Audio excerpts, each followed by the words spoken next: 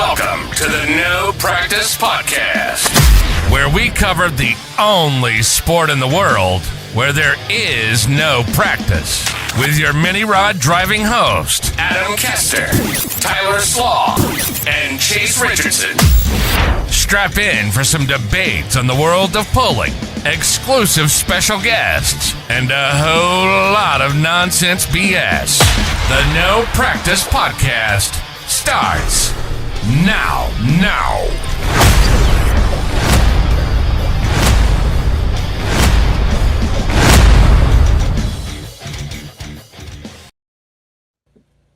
Ladies and gentlemen, welcome in to the No Practice Podcast, episode number 58. And as always, joined by none other than Mr. Adam Kester and Mr. Chase Richardson. Chase with arguably one of his more professional backdrops, as he is coming to us live from Florida, I believe, from the Full Pull live trailer, we'll call it. Adam and I have spent some time in there as well. We've had some good times. Chase, does that studio drink beer? Are you finding out? You know what's funny about all this is that I'm the only one out here competing out of us three in the mini rod class. Yep. And I'm the only one drinking beer. You two are losing weight, drinking water. So the worlds have turned, but it's good to be out in the road. It is a little chilly, actually. We had a bunch of rain here Sunday and Monday, and it's gotten down 40 degrees this evening, so everyone's in their hoodies, but it's going to be super nice in Satsuma this weekend, around 70 degrees, perfect weather. And where I'm from, the weather's been shitty. Adam, you've had some bad weather that way too, I think, right, with winds and so forth? Yeah, we got a fear-mongering going on here a couple of days ago, 70-mile-an-hour winds, and all this stuff ended up being just a little hard rain, but yeah, we lost the grain bin, I was told. Well, apparently when the winds got to the east of us, they apparently got worse. But being 80 degrees one day, and then the next day it's 30, and then we're working our way back up to warmer temperatures. But for the next round of storms, I think the people in the north, I got some phone calls from some people up north that they were expecting 24, 36 inches of snow. Like blizzard shit, right? Yeah. I don't know, Tyler, did you get any of that stuff? Honestly, they were talking like we were going to get some snow. I even had Marty Wilson text my dad and I, and he's like, "You guys be safe up there, And I'm like, "What do you mean? What's happening?" He's like, "The weather, I've heard it's going to get bad." And I mean, we got just a couple inches. So, I mean, nothing more than what Chase is used to dealing out on a Friday night. It's really not too bad out there. When the guys in Wisconsin say we got enough snow, we're not working tomorrow, that's usually about a foot and a half before or 2 feet before they hey, we're closing some stuff down. They're way more ready for this, I guess, than if you get a foot of snow around here, we're done for a week. I have never missed a day of work because of too much snow. I got you. I did have it once this winter where taking a turn just off my road, I had to put my old truck in reverse and go back to forward probably about 30 times to get past through a snowbank. What's your everyday rider, Tyler, for those that don't follow you? Oh, it's a 1979 Chevy pickup that I bought from Dusty Price for $150 that was sitting in a barn for 25 years that I got running. Still the original motor, transmission, axles. I never even put a water pump on that thing. Does it have heat? Oh yeah, it's got heat for sure. Heated seats? What's that? Heated seats? No, not heated seats. As a matter of fact, it has cooled seats because there's a lot of rust holes in the floor. And so even though it has decent heat in the colder weather, it doesn't hold heat very well. But I recently took a couple of welcome mats from our house and I put them on the floor to cover the majority of the rust holes. So that does help hold in some of the heat. And you don't panic if you drop your phone while driving, because it blocks all the holes so you don't lose your phone through the floor of the vehicle. So yeah, you hammer the pickup truck into reverse and forward about 30 times. Had snow coming up over the hood, but we made it to work, and it's good to go. Hell yeah. All American. Dedication. Yeah. All American guy. So while we were pulling last weekend, what have you guys been doing the last couple weeks? Actually, I think the week before, no, I guess it was this weekend. I finally got two of the tractors torn down. I have to do the Mid American Truck Show with the blue tractor. So I haven't touched it yet, but I did get them apart, kinda. Just say you don't have engines in them now. Yeah, man. I got a day and a half. Jamie was in Tennessee, and I got a day and a half to get that done. So I just pulled the manifolds and blowers and injector hats off, and we plucked the engines out and kind of wiped down the chassis and checked some stuff out there. And in the next month, I'll be able to get the engines rebuilt, maybe. I gotta ask this because, like, I'm very guilty of it. Like, especially when I used to coach and can participate in pulling, but like when you see people out there at the track, you know, I know it's a long ways away competing, like it gets your juices going to do a little more than you probably would do on a ordinary other Saturday, right? No, that's, I mean, dude, I ain't lying. I've gotten the groove of watching the, you know, I obviously watched and all the stuff, but like this time of year, you start normally, right? You start warming yourself back up, watching some old pulling videos, maybe seeing, just kind of get the juices flowing a little bit. And I'm not gonna lie, when that's the first time in a long time that I wasn't at a Grand National pull to pull. So obviously, I'm like, have to do something that kind of relates, you know. So you have major FOMO, fear of missing out. FOMO. Major FOMO all weekend, just like I have FOMO when you guys are pulling when I'm not there, right? Right. Yeah. Yep. What about you, Tyler? Same deal, right? Yeah, I too was watching, and it kind of gets you excited to do it. My dad was out in Arizona last weekend, or this past weekend, I should say. He didn't drive his sand dragster, but he went out there with a couple of his neighborhood buddies, and one of his neighborhood buddies drove it. So he was excited to get out there and do that, but, you know, even he said it kind of gets him jazzed up for pulling, and I was kind of teasing him, like, why didn't you get in the seat of that thing? And he said, I didn't want to get in the seat of it because I don't want to get hurt, because I couldn't stand last season not driving my pulling tractor, and pulling is my priority. I'm not going to chance it. I'm going to be pulling this season. So what are they running? 300 feet, right? Just like a pulling track, and they're running, what, 190 mile an hour? No, I think one of their best passes, they covered 300 feet in like 2.8 seconds at like 125 miles an hour. Oh, yeah, okay. Yeah, that's right. That's what it is. I saw some other videos, too, after I happened to scroll across to, you know, Bruce's Snapchats. It's it linked up the satellites, and I started getting videos. It's funny. It's funny the how same that place. Yeah. So, So I know we were pulling last weekend, but I cannot not talk about the weekend before that at Gator Nationals, what that experience is like. You know, we've all been in drag racing. I think we're all drag racing fans, a lot of pulling fans, a lot of crossover there, but we had an opportunity to, you know, the Gator Nationals kicks off the NHRA season. And from what I've, I guess, learned or gathered now, that's probably the second biggest weekend outside of U.S. Nationals in terms of just fan involvement and hype. And with these Florida events taking place, Satsuma, where we're sitting tonight, it's only, I think, give or take like 45 miles from the Gainesville Strip.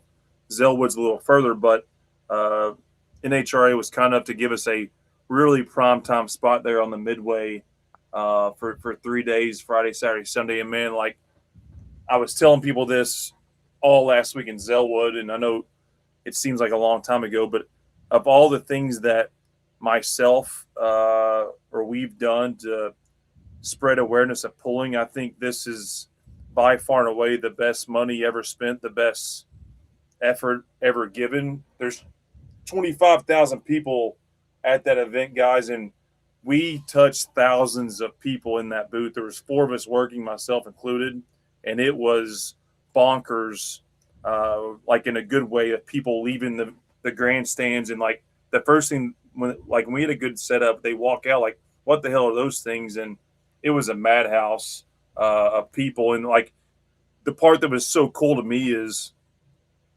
you know, we're in Florida and these people don't know. They like 90% of people over there didn't know what the hell they were looking at. And then so for from there, you needed people there to talk them through it. Well, this is a sport. These are two pro mod engines, or similar to a top alcohol engine, and we pull, we don't race. And like I could have used a lot of people there. We could have used a lot of people there, but it was probably one of the coolest experiences ever for promoting sport of pulling. And I'll just say this: pulling's not a hard sell when you get in the right crowd, guys. And I'm not taking away from our vehicles or our mini rod or anything, but there's a lot more cooler shit that could have been there than that, right? And it's. I'll tell you what, Chase. I guess what I can attest to this is like I do a lot of displays where I have to explain hundreds of times a day what things are, how it works, and all that stuff. I guess you got a little bit of taste of that, but it's a whole lot easier when they're at an event that's got similar things to it.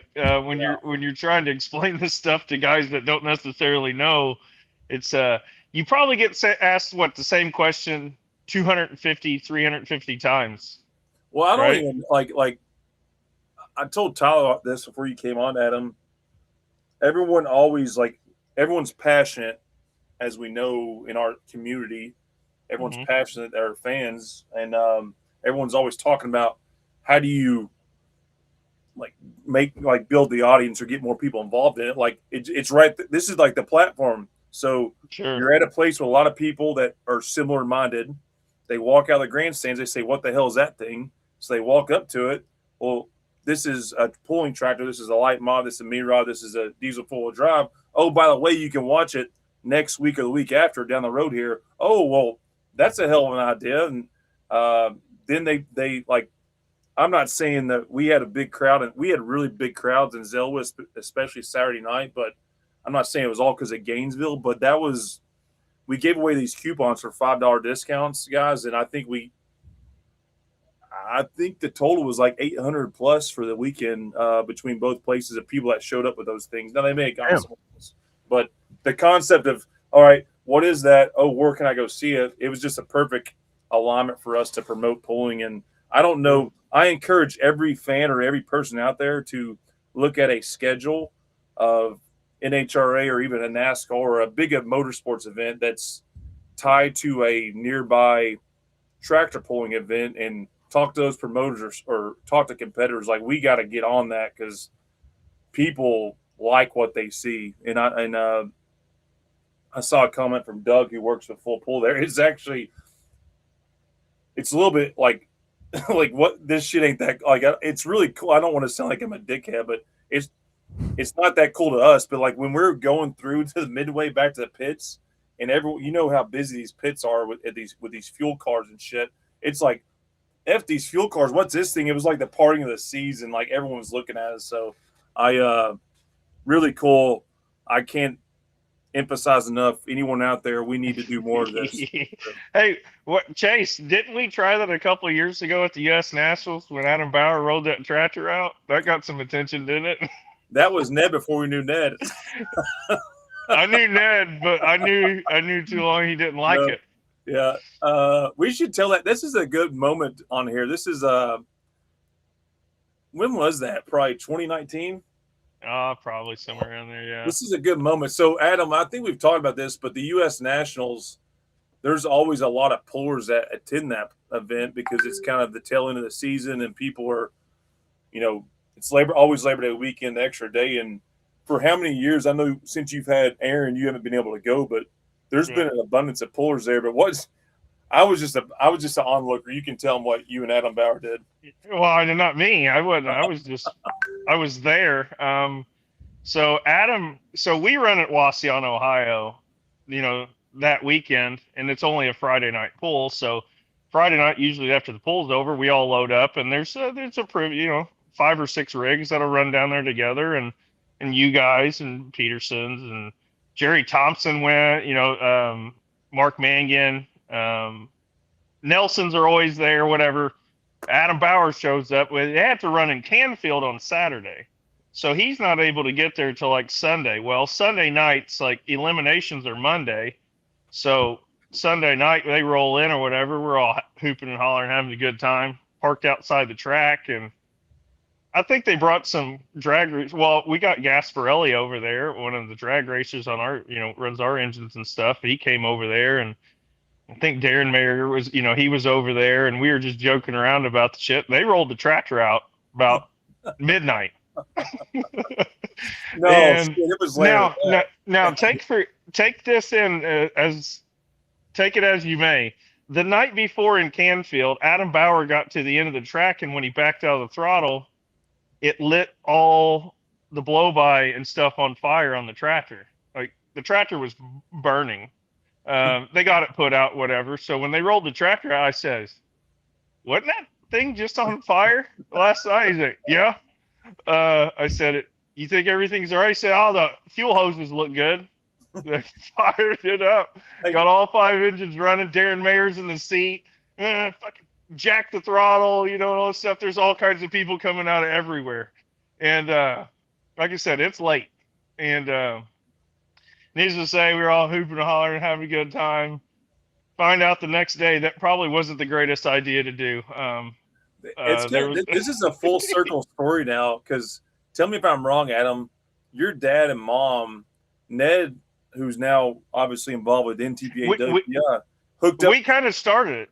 Yeah, you're like Ned started that for you all, and then everyone else started following. If I'm not started tag team. Yeah, no, we did. We used to park on the inside of the Indianapolis racetrack that's right next to the drag strip. And we used to park there, and it was easy for my dad. It was all paved, so he can get to the pits. It's pretty close to the pits.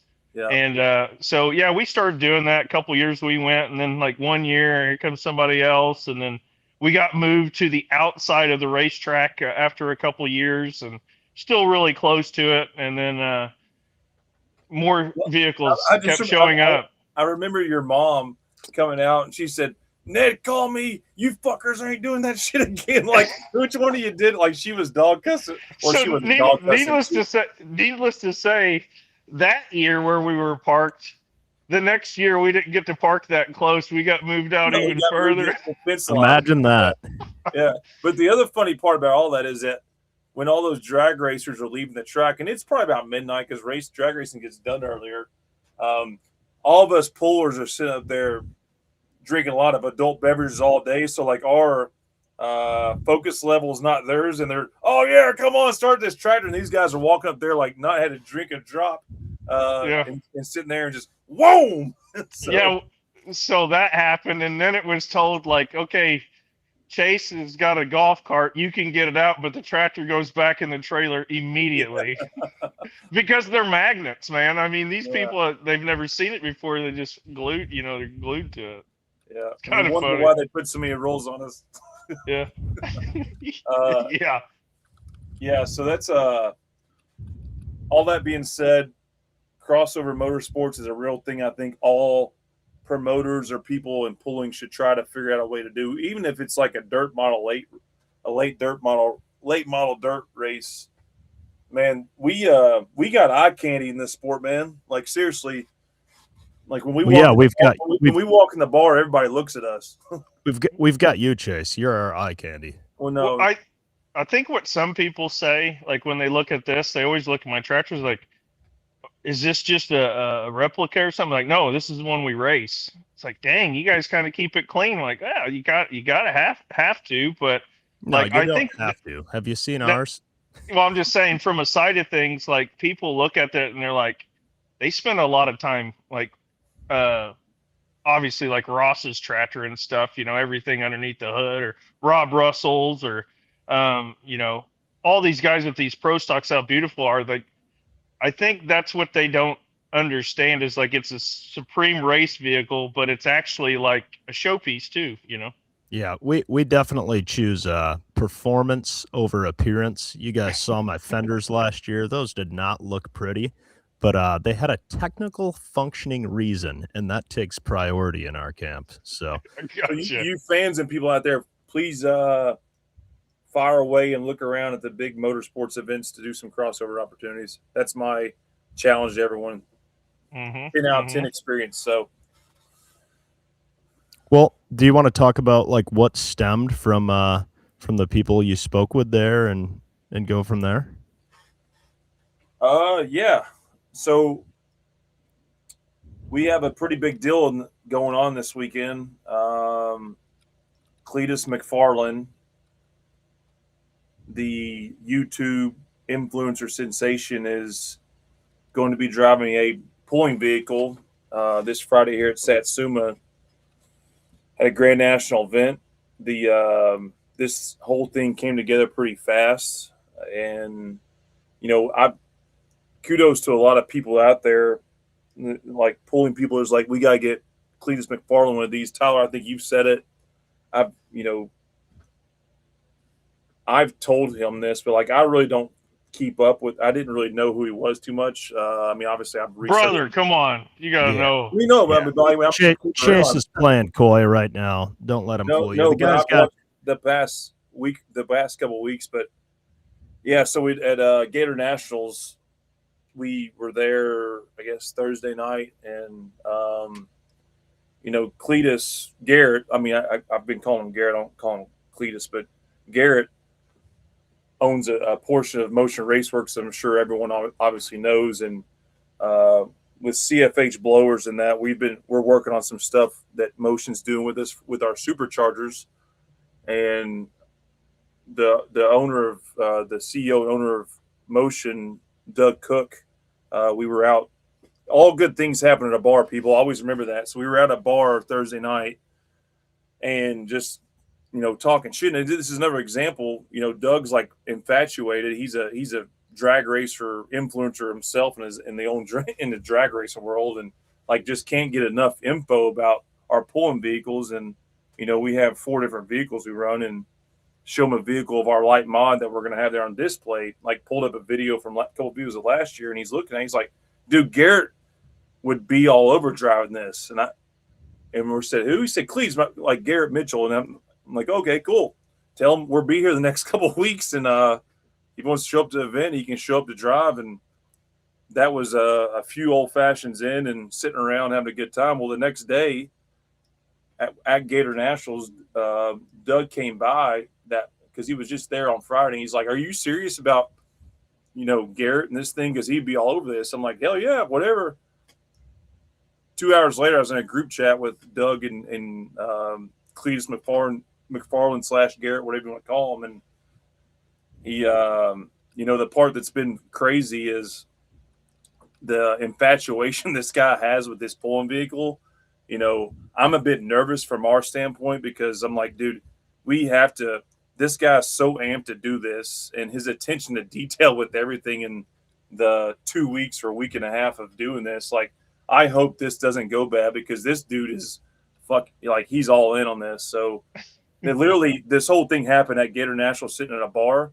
And yeah, that's by Saturday afternoon at Gainesville, he was working out if he was going to fly his helicopter or plane into Satsuma. And there's another racing event, I think people have documented it, that's going on in Texas Saturday. He's flying in to Satsuma to pull Friday, then hopping in with his crew and going to Texas. But that's it.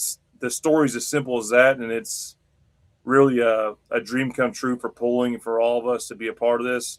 The only thing that can go wrong is if myself or UD Motorsports fucks this up for the guys. So all pressure's on us because this guy's he's very into it, and it's pretty remarkable, to be honest. So how high will the front end get? Well, the dirt in Zellwood is not the same dirt here. Like, there's more clay here. In exactly. Zellwood, we're going to talk about the Zellwood event. It was a good track, but it was, it's sand, as we've talked about before in this show. So to answer your question, we don't need it to get too high at them, but you can't keep them things on the ground, right? Yeah, you better not be giving Cleet no puss tune up there, Chase. You got to give that thing the full send. Well, when I was going through this, I'm like, well, maybe he'll just want to come do an exhibition pass at the end of the show. No. And like he as he was getting educated on pulling, he's like, no, hell no, brother. I want to freaking go. I want to go for it all. I'm like, all right, dude. Brother, we're going to bring all the bald eagles. We're going to compete, brother. He was watching the show last weekend at Zellwood when we won. We'll get to the story. We didn't pull Friday, but we won Saturday. He's like, hell yeah, brother! I'm gonna freaking stand on that bitch next Friday. Like he's ready to go. Like he's into it, man. And I was telling you guys before, the part that's been so cool for me. And again, I'm being honest. I knew who he was, but I've really educated myself the last few days of how big and awesome this guy is for niche motorsports, especially. Like he is a student of what he's doing, and what I mean by that, like this guy's not just rolling in here and going to hop in a vehicle. I've texted with this guy every single day. Questions. Can you send me videos? What happens in this scenario? When we were going on air here, he texted me asking about Hans devices. Can we change his helmet? He sent me a picture of his helmet work because we don't have a Hans device in our tractor. Like this guy's in it. And, he's so good in whatever he gets in because you can tell he's a student to it all. And if we do our part, I think the guy's going to be successful. And to say he's amped about it, like he's asked like where all we go, what he's asked about the other vehicles, but I've tried to just keep it really laser focused on this event, this vehicle. But he's going to be here. He's going to be here for driver's meeting, driver's introduction. He's going to warm it up, and like it's a real thing.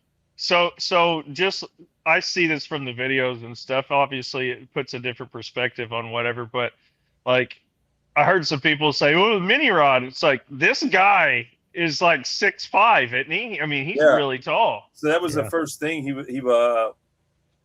I sent him some video clips. He's like, "Can a tall guy drive this?" So I'm like, "Well, Garrett, my dad and I my dad's 6'3", I'm 6'4". You don't have a problem." He's like, "Perfect, brother." Like he always says, "Brother." Yeah, but he can't get in the mini rod though. So if he likes this a lot, it doesn't sound like he's building a mini rod, right? I don't know. I mean, I think he's I don't know. We'll see how it goes. I've heard a lot of people say that he's built like tractor pulling is his demographic. It's his like people. I'm sure a lot of things say that, but I can feel it from him just going back and forth. Like if we do our part, I think this won't be the last time we see him in a vehicle. He just got a contract from RCR for like some races, right? In NASCAR, and he's under a lot of scrutiny over that. Like this guy, blah blah blah blah blah. Like obviously he can wheel some stuff.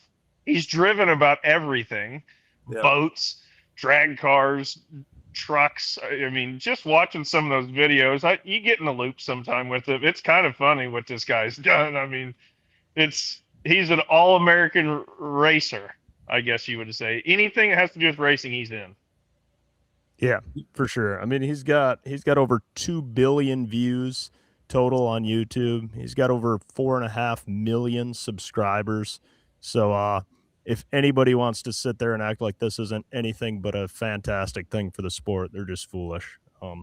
It's going to be exciting. I'm looking forward to it. I'm sad I'm not going to be there, but you bet your ass I'll be watching for sure. He's 7th hook out of the 11 that are coming, and be second class. So I think a big part for him is going to be just watching some others do it because he seems to be a visual guy.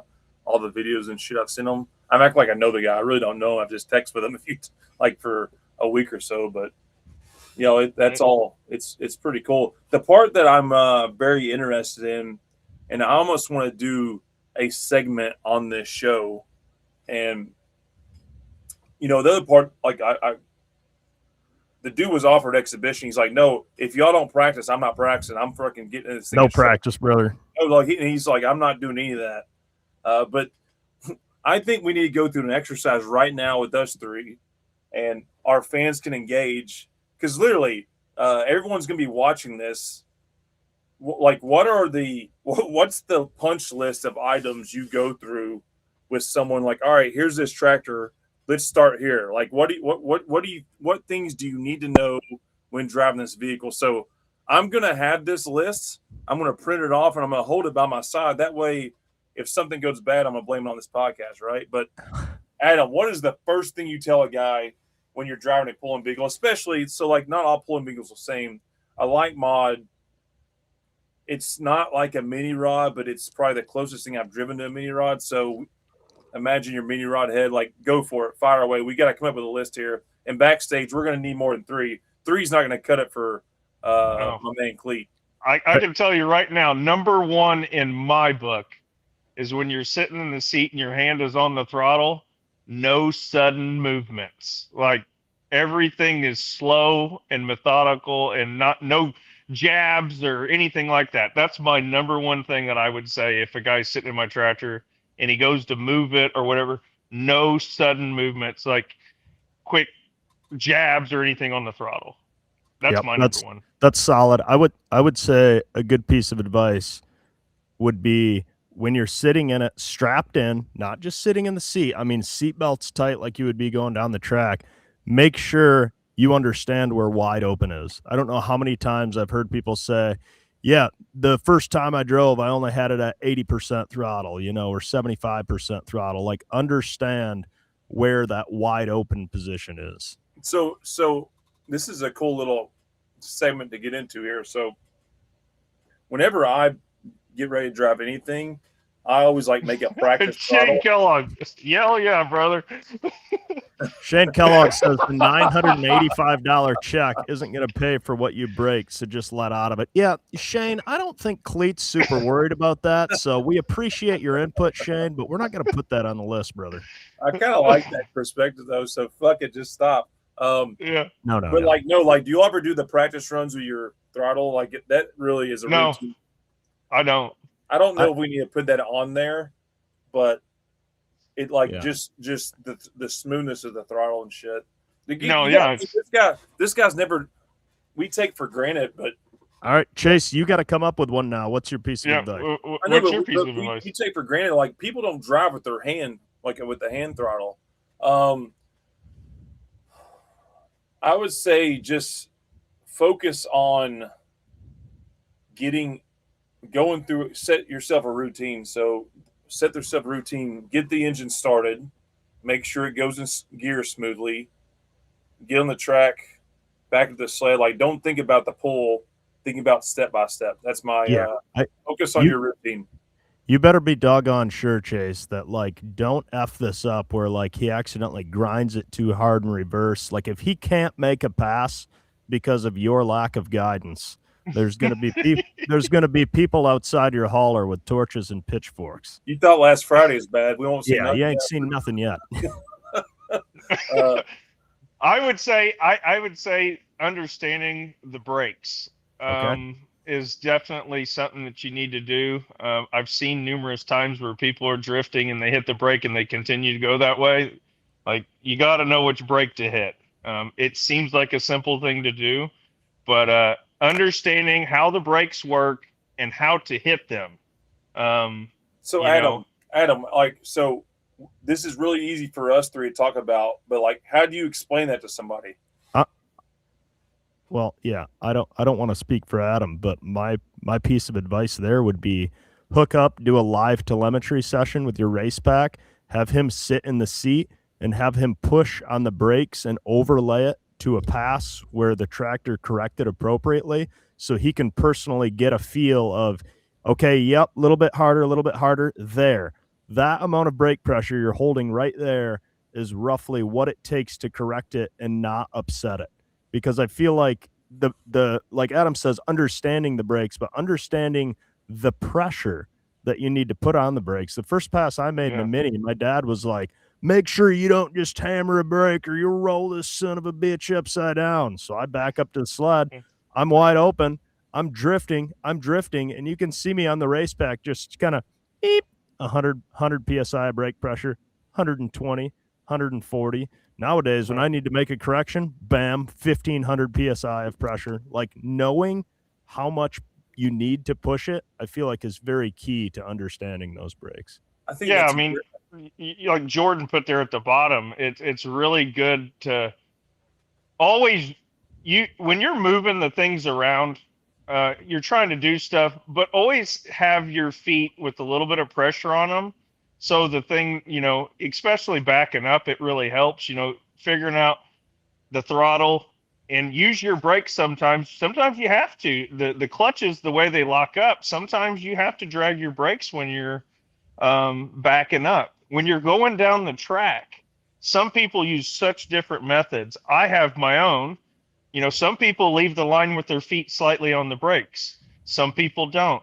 When you're going down the track, you'll see some people like myself. I like to jab the brake progressively more if it's not turning, not just holding complete pressure on the thing. Sometimes if you have to hit one brake hard, sometimes you need to put a little pressure on the other brake just so it doesn't one wheel and spin the other tire out. Yeah. So there's numerous things to do. And if all things fail, the front end's going up and down and it's getting out of control, you put pressure on both brakes. So if it does come out of the ground, the tires just don't, really speed up. And I'm not going to say it's going to keep you from doing stuff, but I've jammed on the brakes numerous times when a run was bad. And then you just got to know, hey, probably another point here, when to get out of the throttle. That's a pretty big deal. If it's not going good, you got to know when to get out of it. So that's back to Shane Kellogg's comment, right? Yeah. Well, if it's throwing oil out of one and stuff, like, yeah, I probably need to back out of it. The other thing, like I'm thinking, like these guys, and he's going to do way better than I'm just thinking worst case. But we are the only sport that I know of, tell me if I'm wrong, where when you're going down the track, there's shit fucking blowing everywhere. Like in a car, that shit's going to compact in there. They have fucking blow-by tanks and all this other shit. Like when you see shit going off, that like there's a difference in a fuel line and a header fucking popping off, right? Like you can't explain every scenario possible to this guy. But this is why this is a good segment for all of us, because the key points is, I guess you just got, as the people in charge of the vehicle, make sure nothing falls off of it, right? Yeah, for sure. More on that later, by the way. Make sure backstage, make sure nothing falls off of it. That's for my list. That's my list. Take that off. Yeah, that's for Chase for sure. Sorry. I would say we saw a couple of people commenting on here too that when the front end's up in the air, it's one thing to do a slight correction with the steering wheel, but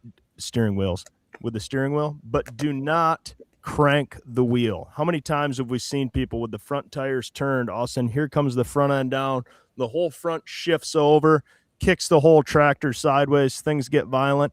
If you have a 5 to 10 degree angle on your front tires, if that front end sits down, it's going to correct you enough. Nobody in the history of pulling, when their front end's 3 feet in the air and they want to take their tires and point them all the way to the opposite side that they're drifting to, as if it's some sort of rudder pushing through the air, like it's just going to guide the front of the tractor over without touching the ground. Like you can see it sometimes when it's, you're watching it live. You're like, oh no, don't do that. Don't do that. Boom. Here comes the front end. And it's like, it jerks the rug right out from underneath the tractor.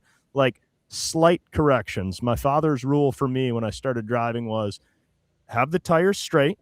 When you're backed up and you get tension in the chain, have your hand on the top of the center of the steering wheel, and you can move your hand this way and you can move your hand this way. That is all the correction you need to make going down the track. Never do you need to let go of the wheel with your fingers, palm it, and crank it all the way one direction or the other direction. You can just slight correction this way, slight correction that way. So Tyler, when I had this problem when I first started, I did the exact same problem. I'm at Wasion. I made the first pass, and my dad's like, quit cutting the wheel.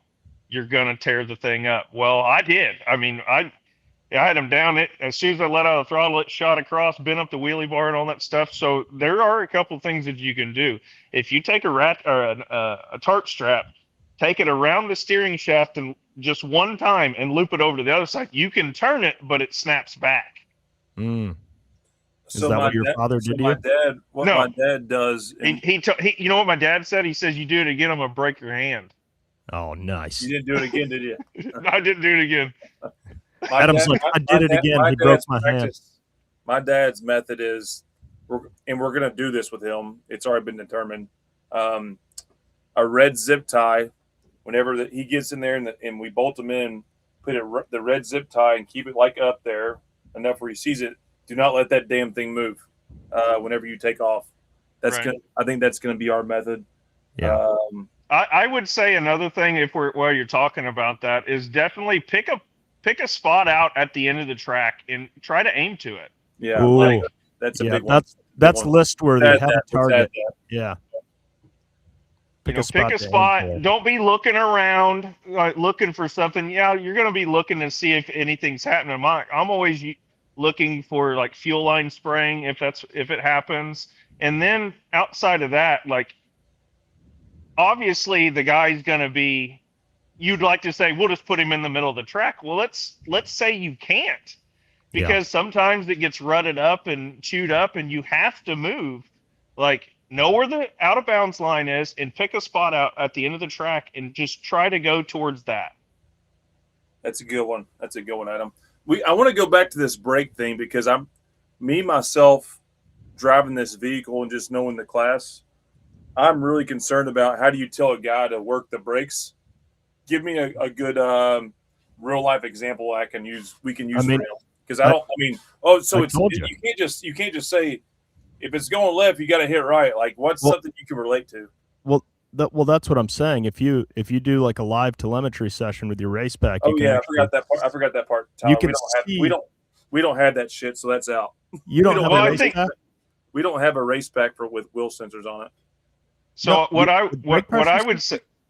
would say is when you're dealing with the brakes. Now I know these big tractors, they're harder to turn. They're a little bit more forgiving than the mini rod is. Adam, I want to correct you. An unlimited got bigger. Unlimited is that you just ride that thing and hope to God you can turn it. You can turn a light mile like a mini. Really? Okay. Well, in that case, I would go for the method of you hit the brake. If it doesn't, if you don't. When I jab the brake, if I don't feel the tractor I hit it a little bit more. But you don't just stab it. You a little pressure, a little more pressure. Okay, it's not turning. I got to give it a little bit more. If there's ever a point in time where you have to jab it, it's probably not going to be good. It's too late. Yeah. It's too late. I mean, I think out of bounds. The big thing is like the second so you're going to be focused on getting that thing hooked, but whenever it sits and it picks the front end up a hair, you need that thing pointed. So you got to do it as soon as it freaking hooks in that tractor, not wait. I think that's a big talking point maybe, but we'll see. Yeah. Tighten the straps up tight. My dad, we were talking about this today and he was calling bullshit on me, but there's not many times you don't hit both brakes, man. Because when you hit one, you almost have to hit the other to get like freaking where you want it to go. So yeah, I don't know. I'm gonna have to side with Dave on that one. Yeah, Dave says you just can't drive. Usually when I do, I mean, clearly on a perfect pass, you don't touch either brake, right? In my opinion, at least in my experience. But if I have to do slight corrections, it's usually enough to get it back on course where I feel like it needs to be headed. And I'm usually just hitting one if I'm hitting them, unless, situations like when I was at Toma Saturday this past year, the track afternoon show, drying out a little bit, didn't have spots to hang weights on the back. Like Adam said, I am riding both brakes, leaving the line for all I'm worth. Like those rotors are purple at the end of the pass, but it's just part of it. I would say a good final piece of advice is don't have slack in the chain and make sure it's in forward when you go to take off. That's not a personal attack against anybody on the show. We can't do that to Cletus. We got to make sure it's in forward. Yeah, but don't you've seen some people when they're early on, they go to take off and they try to bring it up and they go, vroom, and the whole thing slams forward and you're like, ooh, sled operator doesn't like that guy. Yeah, so that's a good one. Don't have slack. Yeah. Hey, here's another very important part that I don't think people understand.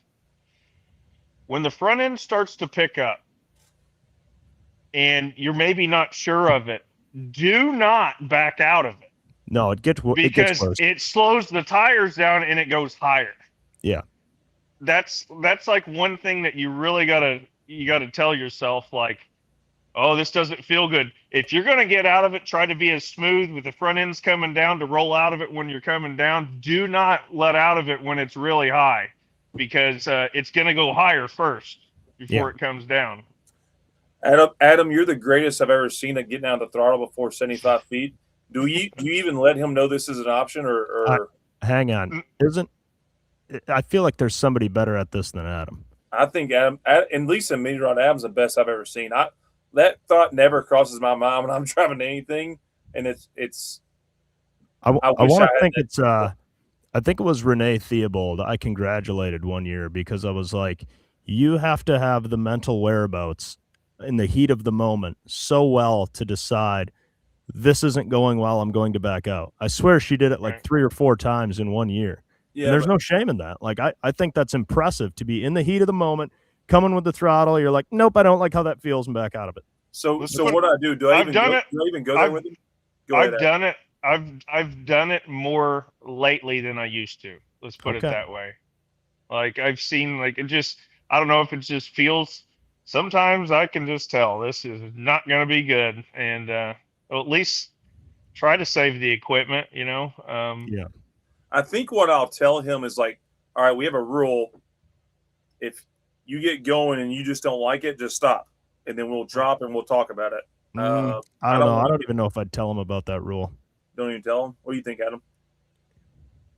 If he goes 100 feet, and then you need the monster truck kill switch on it. The thing goes back, click it off. This dude wants it. Like he doesn't want exhibition. He wants to be in the fire. So I don't know if you're going to be able to feel what a good run and a bad run is on your first pass. Yeah. Yeah, I mean, I guess I'm like you got to try to have something associated to where you feel it in your ass, like because that's what we're all driving by, right? Like, I think you got to tell them to just commit, full send. Well, the thing about, and obviously anything can happen anytime, but out of the 4 vehicles that we have and that I've ever drove, this one is like you can drive it too hard probably as long as you're smooth. Now the thing you can't do is be too slow with it because it'll start fucking hopping and do all kinds of start bucking. Yeah. Well, tell him to don't be fiddle fucking around. He'd better get right after it. You got rev chips in those? You got rev chips in those, Chase? I do, but I don't think Adam, I don't think you can hit him in that tractor. Okay. I really don't. I say that they'll be fucking. No, he'll do great, but just because there's so much. So that's so enough power there. Okay, so that's a good explanation of what you tell him to do. What do you do to make sure that thing goes down the track? Ooh. I don't want to. We're not going to back it off at all because, as I just said, if that because you have so much tire for those 2 engines. If those things ain't running right, you've seen those things run vroom, vroom, and then that's when you're going to tear shit up, and he's got a bad ride. So. I think honestly, I'm just going to say, bro, just get them spinning and by count to 3. And if you ain't wide open, just go. Yeah. That sounds like an excellent idea. Yeah. Just count to 3. And if you ain't wide open at 3, you better fucking get there fast. I can only wait to see this. The guy knows motors and data logging. Like I know I keep beating a dead horse, but like, if you pull up some race pack runs, Chase, successful runs, and you show him like, here's the amount, here's the duration of seconds, here's the RPM coming up, here's the throttle position sensor, assuming you have one, maybe you don't. Like, I feel like you can learn a lot from looking at that. I know even personally I have, like, you can look at a race pack run, know if it's a good run, a bad run, what you did wrong. They're great for learning what not to do. They'll keep you honest. They'll let you know when you screwed up. There's times I start coming with the throttle and I'll look at my GPS speed. And if my GPS speed in the first 50 feet plateaus in any way, shape, or form, I was late with it. I should have, if you're not gaining speed in the first 50 to 100 feet, get the hell out of here. You're too lazy with it. You need to be sooner with it. So I feel like you can learn a lot, and he understands enough things. I feel like having him look at some race pack data will be very telling for him. Are you watching that as you're going down the track, or are you just looking at it after the pull? Well, for sure after the pull, but there is sometimes on some runs, like I have you can set your lights up as different warning things. And so I'll have the lights across the top of my IQ 3 dash or whatever, light up at various RPM intervals, and it will kind of let me know if, because we don't run an RPM chip, because I would rather just load it with the brakes and just watch my RPMs come up on the dash. So I try to keep an eye on that making a pass, but I wouldn't tell him to do that. I feel like that's a bit much. See, my dad had me and my dad had two different driving styles. One, as in, like, when I take off for the line, I'm trying to make my corrections early in the run, right? Yeah. You're trying to get. Same. My dad says you can't do that because it slows you down. Well, he's right, but at the same time, he would wait till the end, and then if he had, like, he's a drifter, I guess you could say. He would let it drift and drift and drift. It's like, hit the brake, and he finally hit it or whatever. But he's like, man, if you hit the brakes early, it's going to kill your speed. Well, yeah, it does. He's not wrong. Like in a picture perfect run, you don't hit any brake, but I feel like if you hit him too late, you just end up doing that sachet where you kind of kick the tractor sideways, and you're completely screwed at that point. But I mean, at this point in the game, I think if you have to make a big correction during a pass, whether it's early or late, you're probably not going to get top 3. You're probably not even going to get top 5. Yeah. You know what I mean? Like you're just Chase. Has that tractor been going progressively straight? I mean, you've been in the seat long enough. Well, considering we offset the hitch all the way to the right to get it to go straight, there's your answer. So, I got you. If anyone watches that class, the RJ's tractor he sold to the guy, that thing was on a hell of a pass on Saturday. It just didn't go straight, right? Right. Not many of them go. I'm telling you, they're a little bit like a mini, and they can be worse than me because those tires bite so hard. So I think brakes are more, my opinion, I think brakes are more critical in that class as they are in mini class in terms of doing well, just for my little bit of experience doing it. So, but the guy says on social media, there was when the initial post made about this, he said, I can't wait to floor it. Well, I hope he still knows that it's a hand throttle, so I guess this will be fun to watch. Dude, I've had a customer or some people come from circle track racing, and it's built into them, right? That they use their feet, so it's kind of hard to not, don't have your feet sitting down on the plate thinking everything's going to be good, like some people try to do, and keep your feet on the brakes and be ready to make quick corrections without being too aggressive. And that's what the other thing, like with pulling, man, like how many times has a person that's like driven other motorsports stuff jump in something like this? Like I know there's been times when NASCAR drivers have think maybe drove a 2-wheel drive, but like, can we go through history of crossover opportunities like this, because these things are unique, and anyone that loves horsepower and is a gearhead, I don't give a damn what he like. When he gets here, he's going to say this is really cool. Any other examples? If you drive one, he's definitely hooked. He's hooked. Yeah, as long as y'all want to hear something hilarious, we were wrenching on it. Like, well, I wasn't wrenching on it. Our crew was wrenching on it today, and Bean, who works with us, he's like, dude, this front spindle's about to fall off this thing. I'm like, can you imagine this guy going out there and the fucking top off of it because of the track? But we're nut and bolting it to death, and it's gonna be well looked over as long as we don't screw it up. But has there been anyone else? Fans, please comment of any other motorsports. I mean, this guy has driven everything, right? Pretty much, yeah. Is there ever been an experience like this? I'd love to hear about it. Dan may or may know. I don't really know, and I'm really curious to see how this goes because of that. I mean, I'm pretty sure like Forrest Lucas hopped in one of Long's 2-wheel drive trucks, I think it was. Mm-hmm. What did Forrest Lucas ever drive, though? Didn't he run a drag car? Morgan did. Oh, I'm sorry, Morgan. That's what I'm talking about. Jay Leno. Jay Leno. Yeah, there you go. Hey, Jay Leno if you're gonna do research, do not watch that pass. That was rough. That was rough. Yeah, no, Morgan Lucas drove one of Long's 2-wheelers, didn't he, Adam? I think it was one of them, yes. I do believe so. Yeah, there we go. Travis Pastrana drove a 410 sprint car this past year for the first time. We got to get Travis in a mini rod. Fans, please chime in if you know of a motorsport. Hey, Tyler, we got to be careful here. If we start introducing these ridiculously funded people into our sport, we're all going to be looking from the back. I don't care. I'll drag my old garbage out and run against him any day.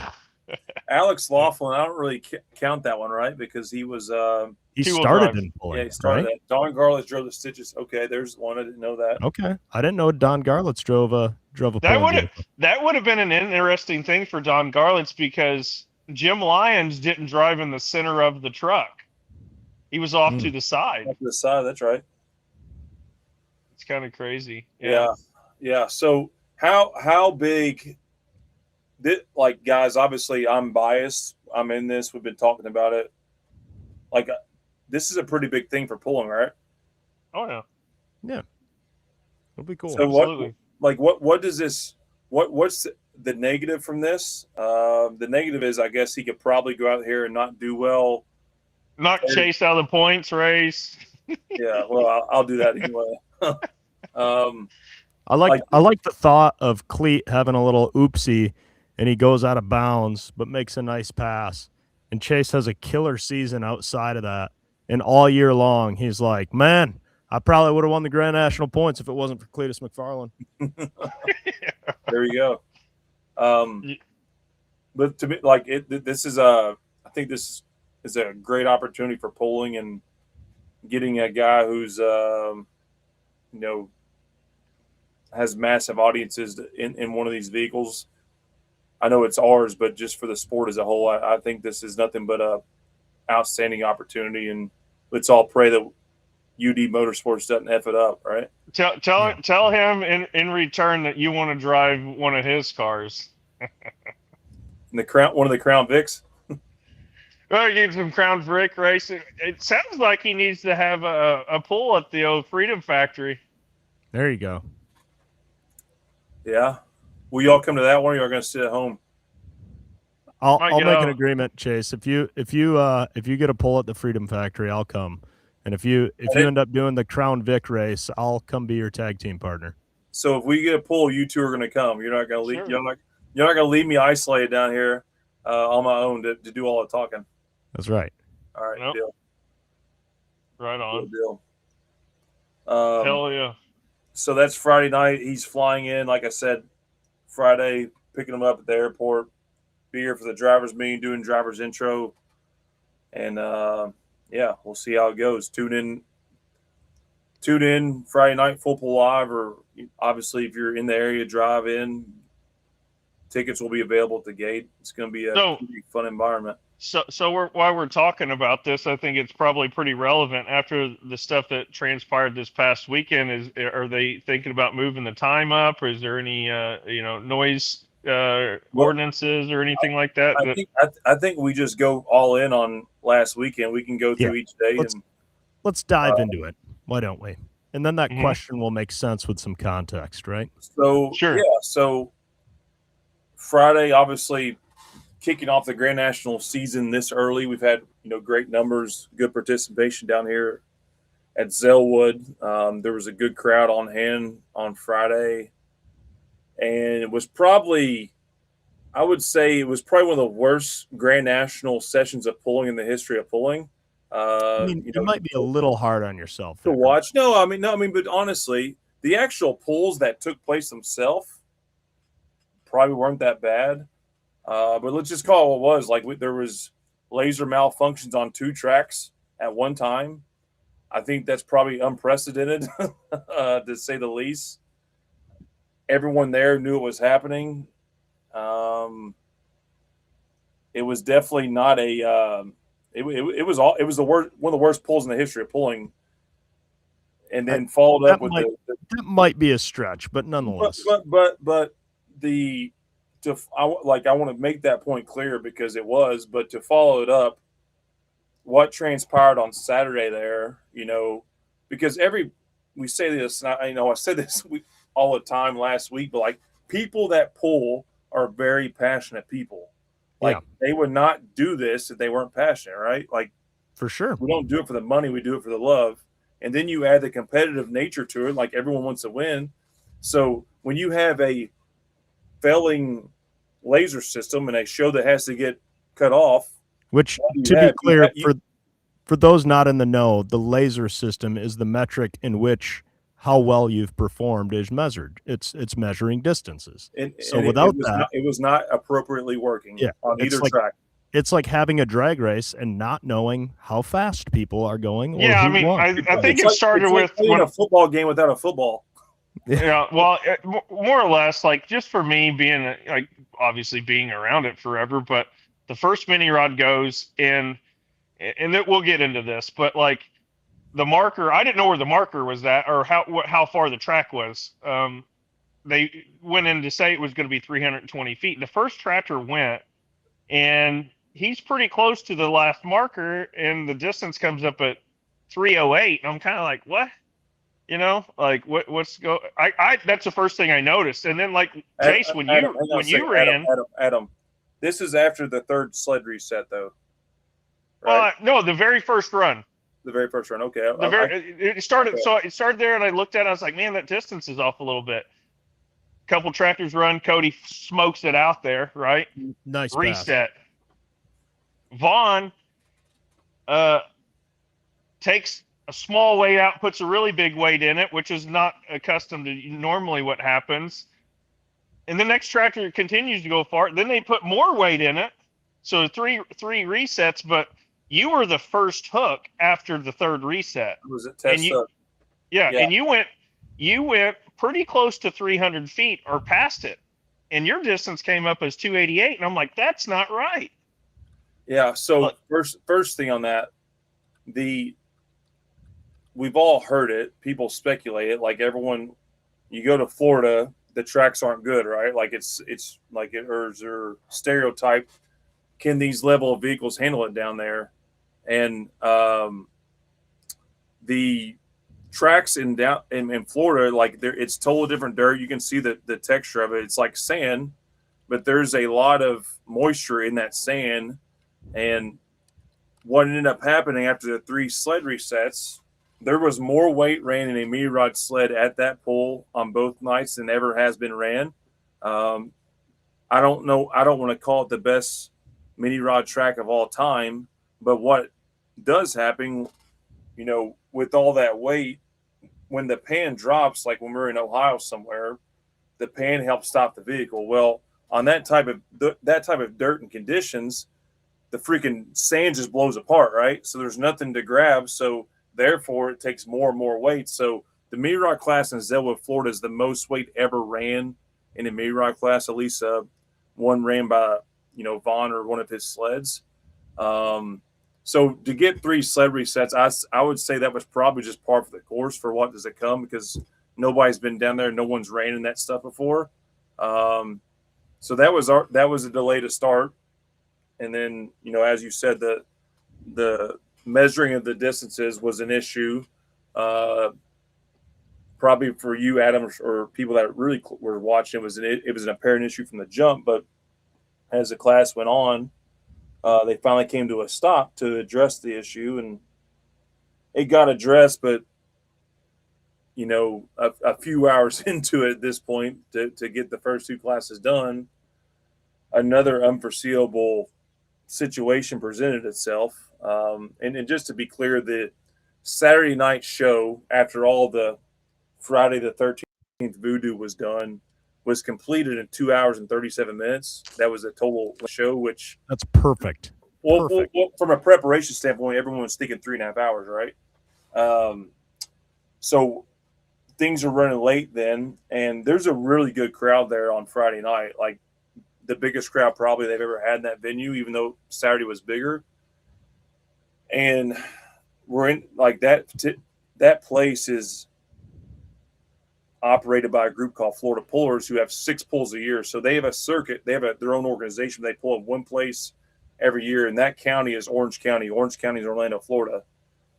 That started years ago and now has become more of a residential area. And, a couple of months ago, or many times, they pull late in the night, like 11:30 at night, and it's no big deal. But there's billboards, there's advertising, there's people in this area. All right, so there's way more eyeballs and attention on it. Well, about 9:30-ish or so, there's a complaint that comes in that the police are on their way to shut this event down. And this is in the midst of all this laser shit, keep in mind. And there's permits that are required that to be there, and like the permits are okay. Well, what's wrong with this? Well, you don't, the zones changed, you know, the residency's over here. Like there's another code that's here. Like there's all this fine print shit that's being brought up. And we are put in a position now, like, holy shit. So like this show where this is going to take till 11 o'clock at night. Are we going to be able to do this? And I myself, nobody else made the decision, because after speaking with the group there, you know, that's their facility. That's the only place they pull. They've never had a situation like this ever come up. So they're worried about losing their facility that the county owns. I made the decision, and I spoke to the people there and the competitors there, the drivers being like, look, there's two really bad, scary things that are happening here. We have this pool that we are promoting. Full Pool is promoting that we say, F it, we'll just keep going. We're in Orlando. Let's go. If blue lights come on the track and shut this thing down, this would make for great content for this podcast. But I would say our promoting careers would be over. Like literally, could you imagine having a Grand National pool shut down with blue lights out there? They like didn't happen, but had it continued going, it could have happened. There's that thought process, but more importantly, beyond that, whatever fines or whatever, like, all right, screw the cops, let's pay the fines. This group has that facility that they run in 6 times a year, you know, up to 100 people, like just like we love pulling. That is their coveted place. And I could just feel the sentiment that if we got fined and this shit went bad, that they could lose their place to pull. And with the way things were going, I made the tough decision myself, nobody else, to say, guys, we got to stop this right now. And that's exactly how it went. And that's fully 100% the promoter's fault, nobody else, for not thoroughly getting some things buttoned up, I guess, and assuming that you could just pull to 11:30 at night. But so needless to say, you learned that it won't happen again. Well, within reason. I won't say anything won't ever happen again, Adam. You know me my whole life. I think anything can happen again, but it was just a very shitty deal. Everyone's at fault. Us, the promoter, me, myself, I take most of the blame for this. But, you know, we try to do the best we can to manage the situation. And, you know, rightfully so, I would be the most irate person ever if I had to compete and pull at that event. But we tried to make it right with the light mod and the diesel four-wheel drive class. We doubled the purse, or we took the purse from Friday, it ran it and doubled up for Saturday. We didn't have to do that, but we did it because we wanted to just show how much we appreciated them being there. You know, it was just one of these things between the laser, between this issue. There was things that the track could have done better. And I want to say I have never been more prouder to be a part of something in my life than, you know, Friday was the worst event in the history of pulling. I think Saturday was historical. It was really historical. It was because we know it was historical because we were in a state that's not seen Grand National pulling since 1979. The place was packed, literally standing room only, on the hillside in the bleachers, and it took major horsepower to win all 4 classes. So I don't want to call it a roller coaster, but it was a weekend we'll never forget. And it certainly sounds like it was. And I mean, I always tell our guys at work, mistakes happen. Nobody's perfect. But when you choose not to learn from those mistakes, that's when it's shameful. But as long as you can, you know, if stuff happens and you choose to learn from it and you get better for it, which it looked like everything went well Saturday, and not that necessarily maybe some mistakes were made Friday, but it's not like somebody actively chose to have a non-functioning measurement system. But you guys came back on Saturday, put on a hell of a show. It was fun to watch. It looked good. The action was constant. So good on you for sticking with it.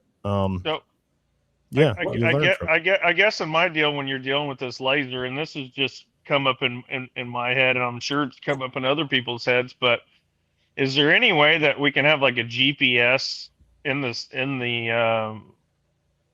sled? I know they're working on this. Outlaw uses it and stuff.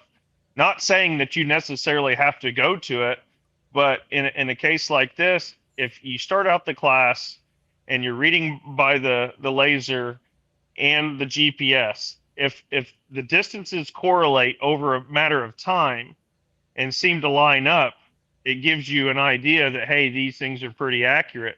It would be like a fail safe if you have a condition happen like you had where it quit, that you could still process the pool within some reason. If you know that your laser and your GPS are corresponding together, you can shoot the number off if there is a failure. Adam, you're taking the words out of my mouth. I think there needs to be always 2 reference points. My opinion, the GPS is cool because it takes no manpower, right? Obviously, I think there's checks and balances, but I'm cool with lasers. But I think they're like, look, in anything you do in this world, there's moments where all shit can break loose, or all hell can break loose, and when that happens, there seems to be plans. And I'm confused. I've been around the sport my entire life, and I guess it's something I've never really thought of. How exactly is the laser inputted into obviously a mathematical equation that it bounces and reproduces the number? Is that done by hand math? Is it done by a spreadsheet with an equation built into it? How does that all happen? I think that's probably built into the software of like the laser itself, because they shoot the prism on the sled and re-zero it each time. I've hung out at the tail end of the track, and at that point you re-zero it as 0, and the system itself is just calibrated that as it gets closer, then you shoot the distance on the prism once the sled's done moving at the end, and that's your distance. Okay, so is what I guess if you were re-zeroing the initial deal, let's say you're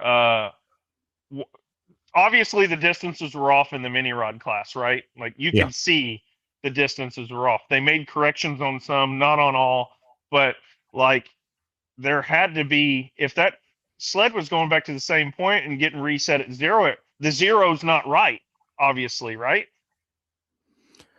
Well, I guess there's 2 different things that could happen there. You're obviously using the track markers as a benchmark of perfection. And I don't know, like when they had the mini rod sled, did they have the markers more so set for a 0 point for the one sled, and the mini rod sled came all the way to where the back of the other sled was? Like, but what I'm getting at, Tyler, 0 point? After the laser malfunctioned the first time and they reset it, the distances were actually more correct. You know, they lined up. So Sure. how did that happen, I guess is what I'm saying. I guess who knows? Right? Like I was just saying, if you have a reference, like, and you can go back and let's say there is a math equation that has to be put in after the number is produced off the laser. And you're watching the GPS, and every time it lines up and then one time it doesn't. Yeah, I would imagine the laser itself is outputting not raw data, but a finished number, you know. So an actual value of feet, I would think, because it's kind of like a surveying type laser, I think, is what they use. But yeah, I don't know. I've never really went into the depth of how it's outputted out of the laser, how that's transpondered over to the announcers and then produced. Yeah, I mean, certainly the laser is producing a measurement in feet. It's not outputting some sort of gobbledygook raw data that you have to run through some sort of formula, obviously. But no. I guess what I'm saying here is if you're using one laser for 2 tracks, right? Is that the case? Probably. I have no idea. I think there's a laser per track. There's got to be a laser per track is. because you have times where 2 tractors will run at once occasionally. So you would have to have here's what I'm getting at. I know that's not necessarily true all the time, because at Farley there was one laser for both tracks. Okay. Then, so yeah, I guess what I'm trying to understand is how you go back and forth, back and forth, back and forth. There has to be some sort of triangulation or something, right? I mean, maybe you get too technical with. Obviously, I think there was an issue, and we know that. There wasn't no thinking there was, and look, in all competitive sports, especially ones with eyeballs, and like it's a good thing. People should be pissed that this happened. Competitors should be pissed, but like there's no more people that feel bad or like the urgency level to make sure shit is fixed more than people that help run these sports and makes these decisions. We give them a hard time a lot in this podcast, but this is a really bad example, horrible example, because fatalities is nothing like a misused laser. But when Dale Earnhardt died in NASCAR, they changed everything they did to fix a lot of safety things, and I think they've not had a fatality since. This is apples and oranges. Fatality is not a missed laser calculation, but I think all leaders in all polling organizations right now have probably spent this week looking at their practices and making sure that this probably doesn't happen again. All right. And yeah. I don't want to get into how to fix it. I guess I probably can give an opinion, but people care. Like, I think the people that need to care. And, I asked Wayne Sullivan this, been spending a lot of time with Wayne, and I asked Wayne to come to this podcast tonight, and he's like, I ain't watching it. I ain't going out in this cold. I'm going to watch it in the toter. So he's actually tuned in. Shout out to Wayne, big No Practice podcast fan. But like, have you ever in your life at a pool seen this happen? And like, no, you haven't. No, he's not. There was once when Bruce had his unlimited. I think it was Jefferson City, Missouri. Bruce is probably sitting in his shop, nodding his head, being like, yep. And Bruce made his pass, and the distance they put up on the scoreboard did not reflect where it visually looked like he went on the track markers, like at all. And it did for everybody else.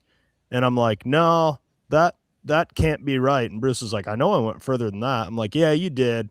I feel like that will be fixed. And they stuck with the distance that was put up there, and we cross-checked it on the race pack, because you can, zero your distance when you're backed into the sled. And like the race pack distance calculated is usually pretty spot on, within a couple feet in our experience. And sure enough, like what the race pack said matched up with what the video looked like versus the track markers. And driving home, he's like, I don't know what to do. I'm like, I don't think there's anything you can do. Like, you just kind of got screwed on that one. Like, you look like a little bitch getting a hold of him, being like, look at my race pack data and look at my video. You didn't give me a far enough distance. And like, whatever. He wouldn't have won the poll, but maybe he would have gotten third instead of like 9th place or something like that. Bruce ain't no bitch, right? Yeah. Well, we didn't know what to do. Yeah. But like, still to this day, I think I'd bet everything I own that like he kind of got screwed there. But I'm sure there's stories of all levels of polling where that's happened, Tyler. But my point to Wayne and my dad and some others around, have you ever been to a 2-track show where the show's going on run by run, where everyone's obviously questioning the distance? I don't think that's ever happened. No, I don't think so. So anyway, I feel like we don't need to make this a weird apology but like, it's a lot easier to tease you, Chase, when you're not being so humble and apologetic. Like, it's not even that, but like, I want to make sure I'm clear on a few things with that Zellwood, because it was a success. The track was awesome.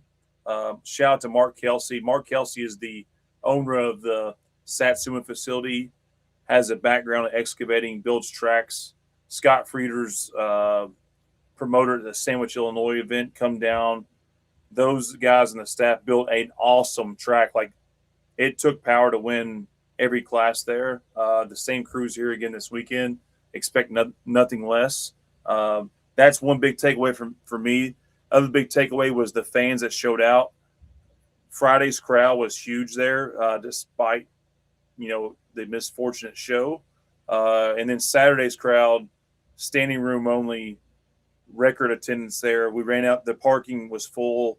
The buzz and the excitement for pulling in Florida and the show that was put on, I think this is going to be a long-standing thing. And very proud of that whole endeavor. And then the last thing I want to say, you all know this, and I've said it before. Like, I have a background in basketball, and I coach Division I hoops for 10 years, and like, there's a lot that I don't miss about that career. But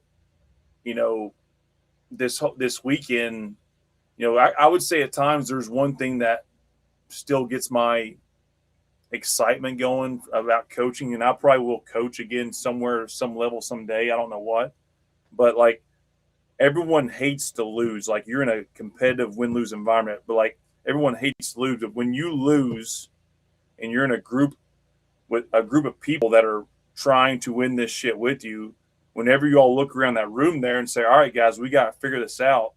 Like, we sink or swim together. And like, coming out of that adversity to rise up to, perform the next game and win the next game, man, that is so rewarding and awesome. And I want to shout out to all those competitors that were at Zellwood. Most of all of them are here at Satsuma. Like, that was a very hard Friday night. There's no secret, like, the scrutiny that was becoming of this, from the fans to the internet to the people there. Coming to that drivers meeting on Saturday, it was tense, and people were not happy, but I think everyone left there with a pack like, look, guys, we are going to move forward with this. We're going to put on a show, and we're going to look back on this and learn from it. And like, that's like a very special moment for me as a promoter, and how shitty that night was, and getting in front of those competitors and like, hey, we got to rally together. We're competitive, but we got to figure this shit out. And that is, it was a very unfortunate thing that happened, but man, I'll never forget how great that show was on Saturday. So, well, I gotta say, moment, but like, that was epic. Yeah, awesome. well said. One thing that did make me laugh is when you say online scrutiny. I saw somebody comment in the various Facebook comments about this event. Somebody said they won't discuss this on the podcast. They won't dare talk about it. I'm like, are you shitting me? I'm like, what kind of nonsense would that be? Can you imagine if we just got on here and didn't even bring it up? How dumb that would be. Well, look, we're trying to grow a sport. We're trying to grow. Yeah. We're trying to grow interest. You take the good with the bad, and like, it is what it is. But all right, special people, special night. Look forward to this weekend here in Satsuma. I got another question. It's the same question I've been asking the whole time. I did notice initially that there was going to be a 320-foot track in a pull off. Can you maybe go through what was the mentality and thinking there? Obviously, time restraints, things like that, sled resets, all that stuff. But I like Travis's comment. We were laser focused on Saturday night. Laser focused. I heard that somewhere, Travis. Adam, great question. That's another point we probably need to get into. I think fans, and even you two, I don't know if you even know this because you weren't there. I know some of this because I'm a promoter that, as a competitor, I didn't know. So, like, track lengths are a part of insurance requirements, meaning like, you can have a 350 or whatever foot track, but like, you have to have so much runoff room per your insurance requirements. And that facility there at Zellwood, the way to meet the requirements of the insurance, 320 foot was all we had. And we kind of turned it around from like the direction that group always pulls was the opposite direction. We knew we were going to have a lot of vehicles and a lot of people, and we turned it around and basically had a ceiling for how far we could run because there wasn't a runoff the direction we were going. And 320 was it. We did not want to have a pull off at that event, but you all know, like I know, we were going to new dirt. We had good equipment there. It's going to be really, really hard this first day to keep everybody at 320 foot. Like, I knew that wasn't going to happen in my brain, no matter how hard we wanted to. And the decision was made. 320 was a full pull because that's all we had. Not because we wanted to, because that's what the insurance requirements were. Well, I guess some flexibility was given. I didn't ask the questions, but it turned to a floating track. And I don't think The mini rod class went 330 on Saturday. I think everything else is 320 behind, but you know, I had this conversation with Lindsay and Kevin Campbell, and my personal belief is I love pull-offs. We've talked about pull-offs in this podcast a lot, different ways of doing them, but I don't love them without added like incentive financially. and to be frank, this event did not have that added incentive. So, you know, like a guy like Cody Singletary, I believe, made great passes. He made a great pass, and I think he was in a situation where he was going to have to run 3 times if this 320 rule was abided by, which no one wants. No one wants. But he broke what he broke, so it was really going to put him up against the wall. Yeah, and no one wants to make people run 3 times, but like I was talking to Lindsay Kevin about this. I almost think if we can get to a point as a sport where you're incentivized, this is my opinion only, if you're incentivized to run that second time or whatever compensation it is. But if there's like 3 resets, then like it's floating. Like that's it, because you don't want to make anyone else run multiple times.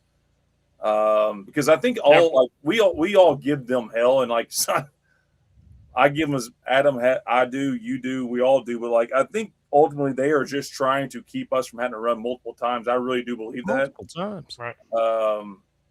So that was to answer your question, Adam. 320 was the full pool. I can tell you at this pool this weekend, we have 500 feet of runoff. There are going to be floating finishes. Yeah, that sounds exciting. I guess that was going to bring up my point. You know, like I kind of mentioned this. Well, yes, but like when you look at NHRA, and this directly correlates, I think, in our sport. So Scott Coletta makes a pass at Englishtown, New Jersey, and potentially, we don't know, but there's not a lot of runoff room there, and they were still running a quarter of a mile. He ended up losing his life because there wasn't enough runoff. He hit, there's a bad deal. So NHRA did not go, well, Englishtown, New Jersey's short, and Pomona's got really short runoff. We're going to run 1,000 foot here, and the rest of the tracks we're going to run a quarter of a mile. They said, we're going to take the shortest track that we have, and we're going to make all the pulls that way. Like, is there some point in time where we can finally decide on a distance that we're going to run? Like, that's just the long and short of it. I mean, I don't think so. I think we like high flying fast passes, and people get too jazzed up for 350 foot runs to try to cut everything back like the old days where a 300 foot pass meant you were really on one. Well, I agree. It's hard to agree with go that. back. I like 350 foot pulling. I didn't at first. I like it now. Logistically, it was impossible at Zellwood. Do you not let venues like Zellwood not pull? Maybe that's what it comes to one day. I mean, I'm just saying, like, I'm not saying you're right or wrong, but I would love to just have it where the top 3 distances, no matter what we go, come back. I would agree with that. Yeah. No, I'm good with that. But I will say, like, financially incentivize it for those top 3. Well, like over at PPL, if you get a sled reset at the banquet at the end of the year, they give you a check for every time you were involved with a sled reset, and if you are in a pull off, you get pull off money. It's not a ton, but like that does help. Because like they've got some skin in the game too. It's not just like, ooh, yeah, sorry, we're gonna have to reset that on you. Like that cost you money more than what they're giving you, but it is also costing them money. And I kind of like that system because you can't just be like, oh, oopsie daisies. Like it's money out of both ends pockets. So that is a neat concept. And I think like fans knowing like, hey, if you make the pull off, you got like those dudes are running for more money. Like, I don't know. I mean, money fixes everything, right? Just my 2 cents. But as a promoter, there's more you learn about things that I think I owe some people some apologies about that. I feel like you've done enough of an apology to her. We brought it up. I think it sounds like he's fallen on the sword for all of it. Yeah, Adam, that moment where you stepped away or you had a connection issue, I told Chase it's a lot harder to tease him and give him a hard time when he's being so humble like this. No, I heard it. I got the. Just wait until Cletus has a bad run. You think I'll ever be allowed back in this sport again? Oh yeah, you think people hate you now? Are you kidding me? Nobody hates me. What are you talking about, Tyler? No. I think it's time for some fan questions, right? This has been a unique type of show. Thank you for everyone tuning in. We have a really, really big numbers tuned in already. Obviously, I think the buzz around Cletus McFarland. That's what he always says, guys. I don't know. No, the backstage yeah, around. Yeah. Record numbers, right? All right, here we go. All right. Tyler, fire away. All right. Fan hotline, as always, doesn't have to be during the show. Even if you're listening to this 2 weeks after this show airs, you can always text or call 270-681-0509 and get your question right on the show, just like we're going to do right now. With all the safety things there are for the drivers and the fans, what about the flagman and the guy hooking the tractor? The flagman needs at least a fire suit instead of his highly flammable polyester shirt. And the guy hooking the tractors probably needs some sort of helmet. On all the tractors are built differently. When you lean over that buckboard, which is the part in front of the sled, many things could happen. Having done both jobs for the NTPA, this needs looked at for their safety. Gentlemen, your thoughts? I'm sorry. I'm in such a serious mode right now. All I can think about is old memories. Right. So, Adam, remember my friend that we brought to the pool? We told him he was the fuel man. Yeah. So, this is back when I was. I know your sister and brother-in-law really remembers this story. So, I have one of my buddies in high school. Actually, we were at Chapel Hill, Tennessee, scorching heat, first tractor pull, and he was like, "What can I do for the team?" Well, what you ever watch NASCAR, Blake? Yeah. All right. So they had this guy that dressed in the full fire suit and a helmet. You got to keep it on all day and walk around the pits, and then when it's time to fuel us up. And this dude, man, he was in the pits all day.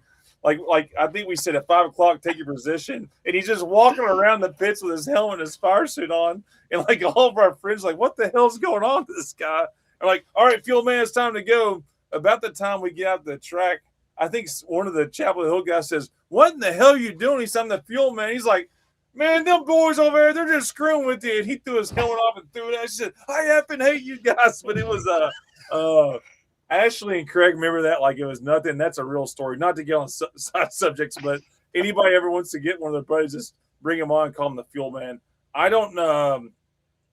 Look, I think this is a little over the top, this statement. I'm never against safety, but man, like if we can't get back to the sled and like be civil about what we're doing, like we don't need to be doing this. That's my statement to this, but I'll let y'all have it. And shout out to Blake Newton on the fuel man story.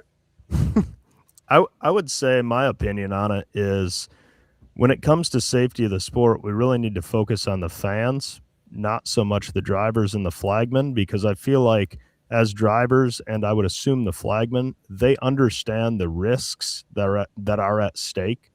You know, they're familiar with the process. I don't think if a flag guy wanted to take it upon himself to take extra measures of safety because that's what he chose to do, he would be told he can't. That would just be ridiculous.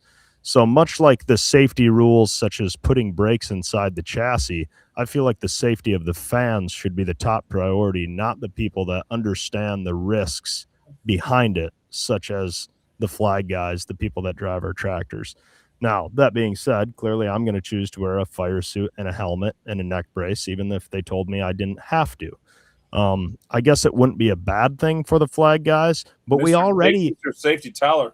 Well, we already get on here and we bitch that they make the wrong call. Can you imagine if the guys were sweating their butts off wearing a full like my visor fogged up. My visor fogged up. Yeah, like we're already over there and we're just like, yeah, you know, this look, we analyzed this from 16 angles in slow motion, and this idiot over here clearly made the wrong call. I don't know why he couldn't see it in real time.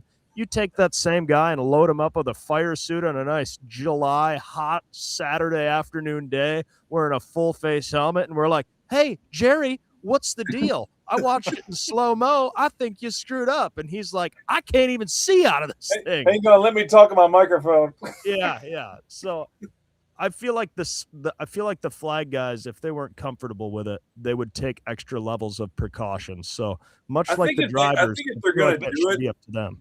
If they do it, they should make them be over the top and have like astronaut suits on.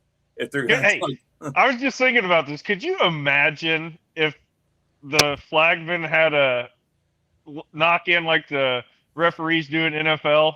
Like they come out there and do the signals or whatever and kick on. Fuller's disqualified for running out of bounds. Next stretcher, shut the stuff off. It'd be hilarious. I guess it's not a bad thing, but I feel like the end of that one is if a flag guy wanted to wear, because you don't have to have a full fire suit. You can get like the Nomex long underwear, for lack of better terms. If they chose to wear that, so be it. But those guys have some long days out there already. So whenever they outlaw diesel from tractor pulling, then we can go to this rule. Yeah, I would agree. I think the flag guys' safety should be up to their discretion. That's my opinion. Good question, though. Good question. Yeah, great question. Next question. What else we got here? Okay. Yeah, hi. I had to question, was wondering, with Chase's vehicles both bush light wrapped, why he hasn't changed his name on the vehicles to Hold This and Watch This, as in hold my beer and watch this, thanks. I mean, that's a good idea, Chase. If you ever decide to get away from the sexual innuendo names, that's a hot concept. So Hold This isn't one? Yeah, well, no, I don't think so. It's like hold my beer or, Or it should say hold my beer, not hold this. What is hold this? my beer and watch this. What is this? Yeah. I mean, we're always building new vehicles. I think we need to call the unlimited. We need to call one vehicle this, and then the rest watch this, hold this, and that's a good system for it. This pulling team, maybe a future endeavor. I like that. That's a good question though. Chase needs ideas. So all right, next question. What else we got here? How would you rank the states with best tracks to worst? Best regards, Luke C. Adam, what do you think? Going by states with the best tracks to the worst, I would say most people are probably going to say Ohio's probably got the best tracks. I would venture to say there's a lot of pulling going on there, but there are a lot of good pulls in other states. So I would just say Ohio would be an average on what people think are good. What is the worst state, Adam? Well, that's a good question. Now, careful. You're going to hurt some feelings, Adam. You already know your answer. Let's hear your answer. No, I asked you the question. Hang on a second. Any state that's got rocks and dirt, I don't like. It's fair. That answer mine. Tyler, your best state, worst state. Well, hang on. I thought you were going to tell us your worst state. Yeah, where's yours? Best state, Ohio for sure. I do think there are some hidden gems though. Down like North Carolina, South Carolina areas, there's some red clay down there. I think some of that stuff can be good, but Ohio, Midwest, Illinois, there's good tracks. Yeah. The worst track, this isn't even close, is Michigan. Michigan's the worst thing I've ever seen for tracks. If you go to Michigan, there's rocks. It's like Fred Flintstone. Yeah. I don't know that. I don't know about all that. No, Michigan is by far the worst I've ever seen across the board. Like Chase never got to pull at Hudsonville, did he? Yeah. See. Okay, Hudsonville in its prime was primo. I remember that. Hudsonville in its prime was badass. I mean, just fantastic. The rocks, they're like pebbles. Yeah. Stones, as they say up north. Pebbles. Yeah. What is the best state of a pulling track? I would say well watered and well prepared is the best state of a pulling track, and the worst state of a pulling track is just kind of dried and full of rocks. So that's my interpretation of that one. We like Hutchinson. I will say Hutchinson used to be one of the toughest tracks in the country, but last year on Saturday night, I think, Adam, you may have won. That track has come a long ways. It was very good that night. So shout out to those promoters. I think they've come a long way. Yep. For sure. Yep. All right. Next question. What else we got here? Yeah. Yep. And now the next question coming up here that we're going to read is coming right up. As always, you can call or text 270-681-0509. All right, we have some sound in the room. What's that, Chase? We have some sound language happening. Reestablishing connection. There's a lot of hands. They're reading the laser. Okay. Malfunction. The laser's working. Guys, this is the kind of magic we have when we bring you this show live. It's called No Practice Podcast for a reason. But we've got the next question here. Hey, guys, hope you had a safe and responsible St. Patrick's Day. My comment from last episode. You guys last episode talked with the what I would consider high-end tech official of the NTPA, and it motivated me to go to the class to become one of the Minnesota, Wisconsin area. Yeah, yep. So those are state abbreviations, Tyler. Yeah, thanks, Jason. So thank you guys for that. However, with the three of you, barring any point chases you all are currently in, consider coming to any of your regions, pulls, giving local fans a Grand National Pullers experience at the regional level. Well, Adam just mentioned Hudsonville, which is a pull 10 miles from here, 5 miles from here. And we still go to that event, even though it's not really a sanctioned event anymore, just so that people at our local area, I guess, can see it. But I did have to put rods in an engine a week ago with the assistance of my father, and those rods only had 5 passes on them, but we couldn't in good faith continue to run them because the other engine that also had roughly 5 passes, the rods were out on the pulling track before the end of the season, and we think it has to do with the extraordinarily high over revs from Hudsonville's track. So there's not so good this year. What's that? No, the track's really good. It just wasn't this year. The track can be great. I just said Michigan's the worst state. Michigan's the worst state, bro. You just freaking doubled down on my statement. I mean, I don't know about that, Chase. I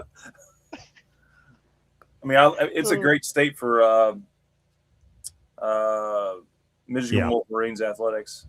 That's right. Yeah. That's right. I'll tell you what. Here's the thing about the regional pool stuff, and we used to hit a lot of them back in the day. I think I always said my dad said if there was a pool on the moon, we probably would have went there. But here as of lately, running the circuits a lot, man. If you look at the schedule for NTPA Grand National, you got 23 hooks, and it's really a lot when you're sitting at home too. Yeah, that's true. But I mean,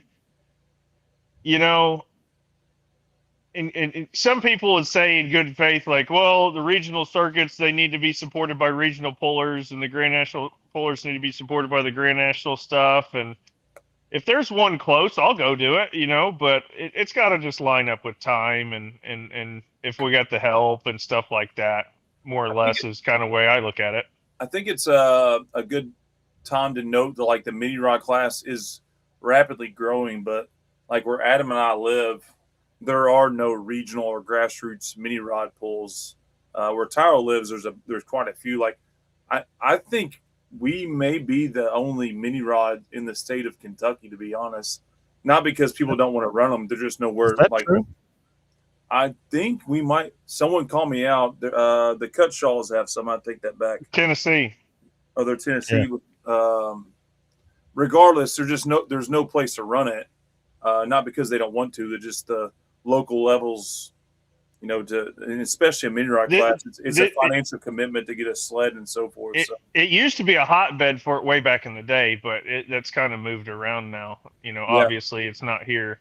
Yes, I think we are the only ones in the area, and Adam and I are an hour and a half apart, but I don't know of another mini rod. I guess the Nelsons would be the closest to us, but two-wheel drive wise, Kentucky's a hotbed for it.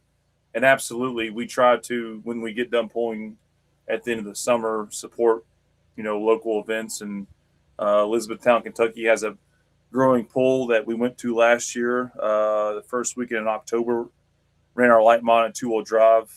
Plan to go back to it again. So absolutely try to support everything we can at the regional, local level. And where I'm from, I've said this before in this podcast, like in Litchfield, Kentucky, they pull like every weekend. So if we are, it'd be great somehow to tie something in with all that going on there. But as we said, we all are busy and not many open weekends. Sounds like the answer is if it works, we're happy to, but it doesn't always work out. Correct. All right, next question. What else? Go to Michigan. What's that? Just don't go to Michigan. Don't be scared. Hello, guys. Question for Chase. What gear ratio did your dad change the Mini to for Satsuma? Asking for a friend. M. Clements. Chase, what gear did you put in the Mini? Wow, we got people everywhere. We changed ring and pinions. So, okay. Can you tell us your available options with the no transmission overspeed / reduction in the transmission for a modern and the planetary gear set? I would imagine fixed, but it's a Ford 9-inch center. So you have various ring and pinions, quite a few options with the Ford 9-inch. What are your overall gear options? I don't know. I have to ask my dad. I'll get back to you. Yeah, I didn't expect you to know. It's him, man. What my dad? I got to ask him. I didn't know he changed it. I was going to be shocked if you started rattling off numbers. Yeah, I wiped down the fenders. What we know here is Mr. Clements, Chase doesn't know. So, what he doesn't know won't hurt him. So next question there. I like the question though. Mr. Richardson, always after the gear ratios. You got to get him. Chase.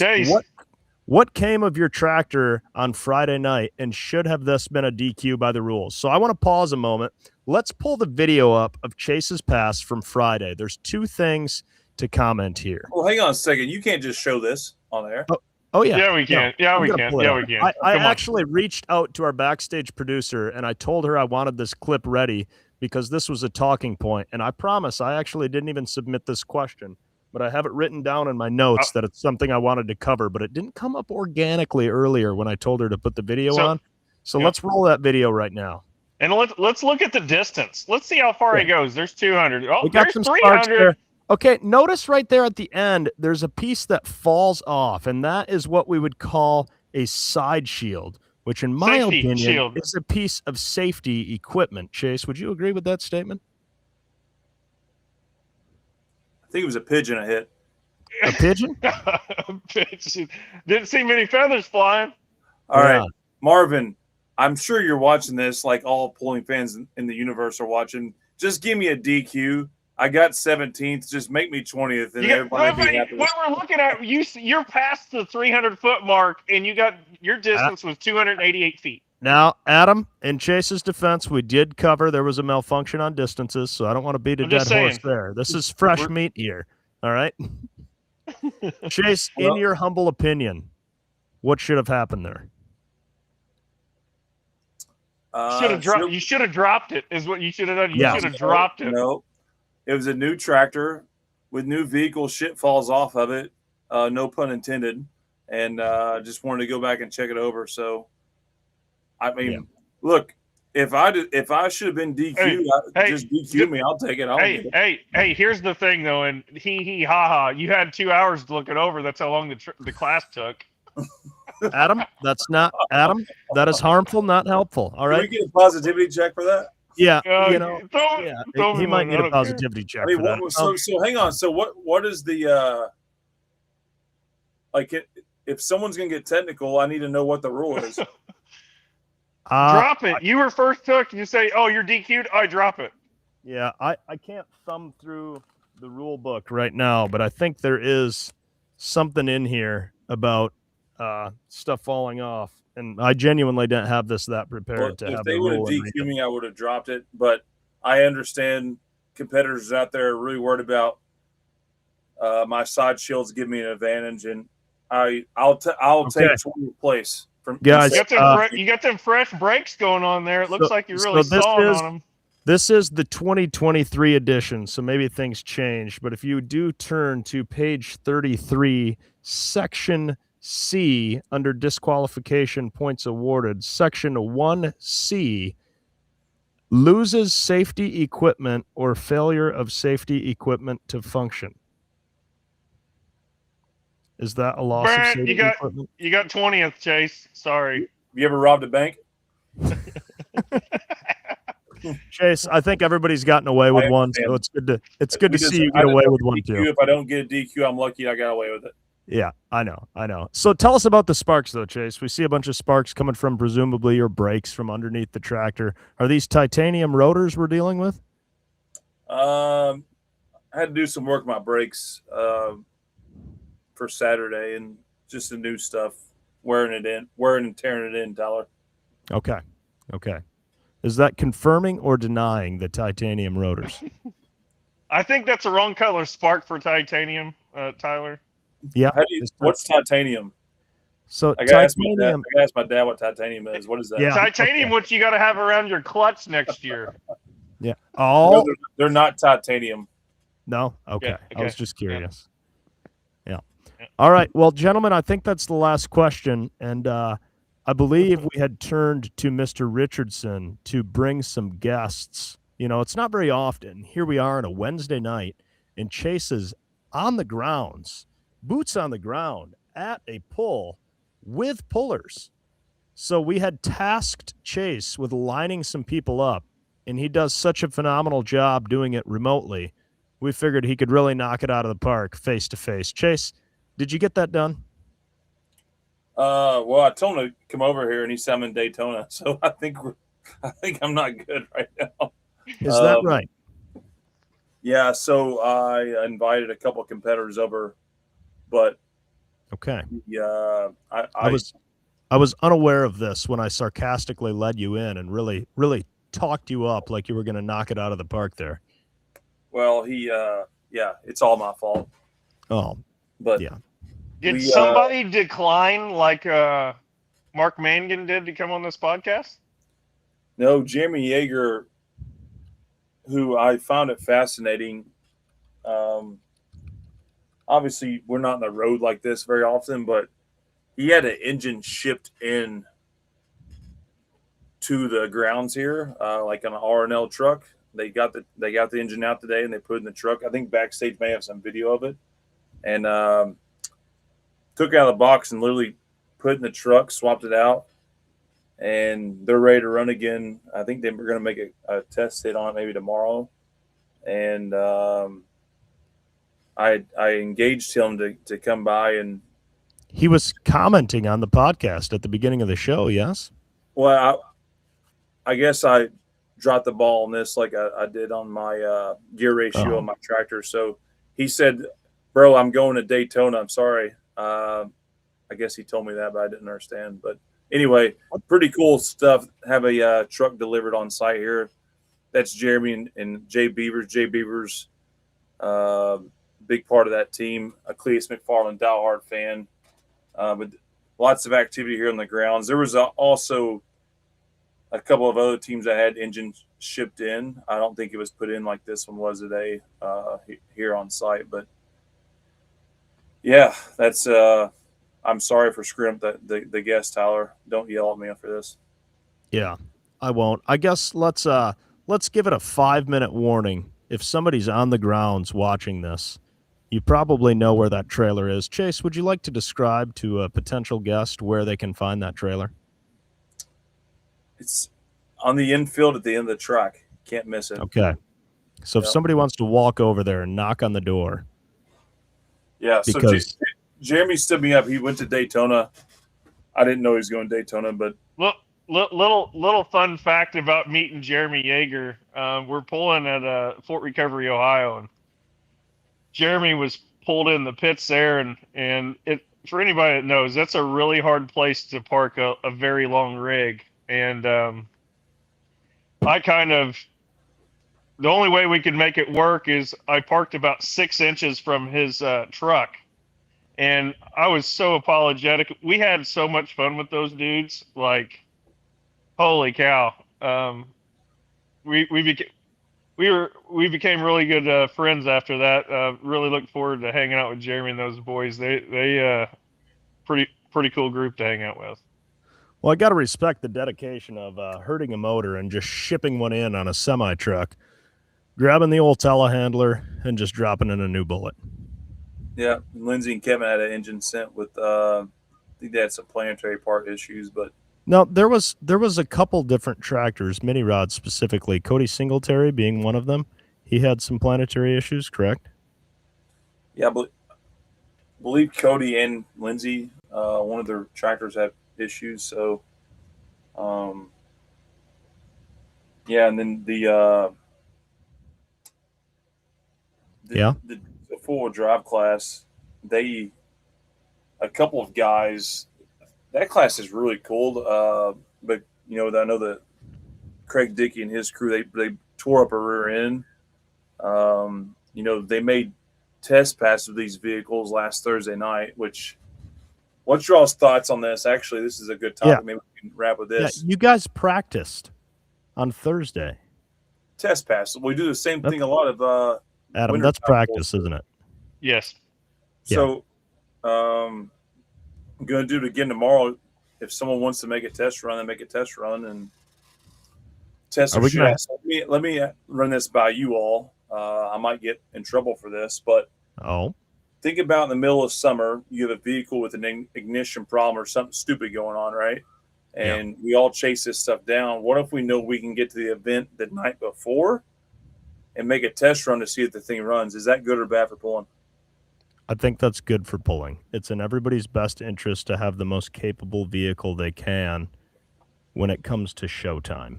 And it seems like I looked at it, I was like, okay, I get it. I love test passes. I would have got out there in a heartbeat. I was surprised zero mini rods did it. I felt sorry for the limited pro guy that burned a piston the first run on the test pass, and then Friday night when he ran, he burnt another piston. Like, that guy's got a killer tune-up in there. I can appreciate that. Yeah, right. But, like, I'll tell you why I would have made a test back, just to see how the tractor reacted to a different pulling surface than we normally pull on. Yeah. I think they would, for the mini class, it would have helped with, obviously, the sled setting, but. Yeah. Were they using the lasers on Thursday, Chase? Somebody texted me and said to ask that. I'll never tell who. It's a valid question. Maybe we need to do testing for the lasers on Thursday on the night before the pulls. But no, I see it from the side of full pull. It's a chance for him to get out there and kind of record some stuff and make sure everything's working properly for the potential event that's coming up. I could see it as being good for that. I could see it good for testing out all the track equipment. It'd be good for people that are running the dirt equipment to see what they're working with and what it's going to take. Overall, I think it's probably a good idea to do it. I don't see a negative any of it other than people just got to work a little bit more. Yeah, I think we might have to rename the show, though, to Sometimes Practice Podcast. That's the only problem. Well, as long as we don't participate, we're good, right? Oh, okay. Yeah, that's fair. So, Chase, are you basically saying, hey, knowing what you know now, Chase, would you not take a test pass on your brand new tractor? Well, I wouldn't have got DQ'd for my side shield, right?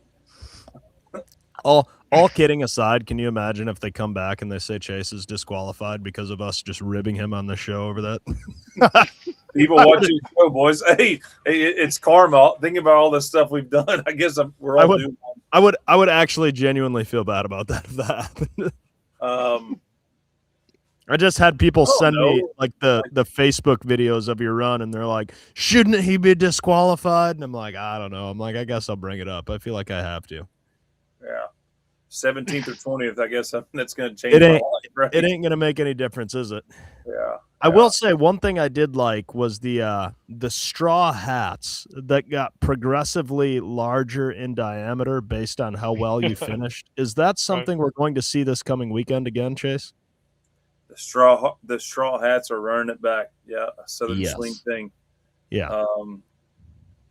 Yeah, it's those are fun. I liked it. I mean, Adam Bauer's face was just glowing with happiness up there with that straw hat placed on top of his head. If we were more prepared, we would have that picture to throw up right now. So if we got a couple minutes yet before we wrap this up, we can throw up that picture and just gleaming with joy. Maybe that can always be our sign off to the No Practice Podcast. Is just a picture of that. Yes.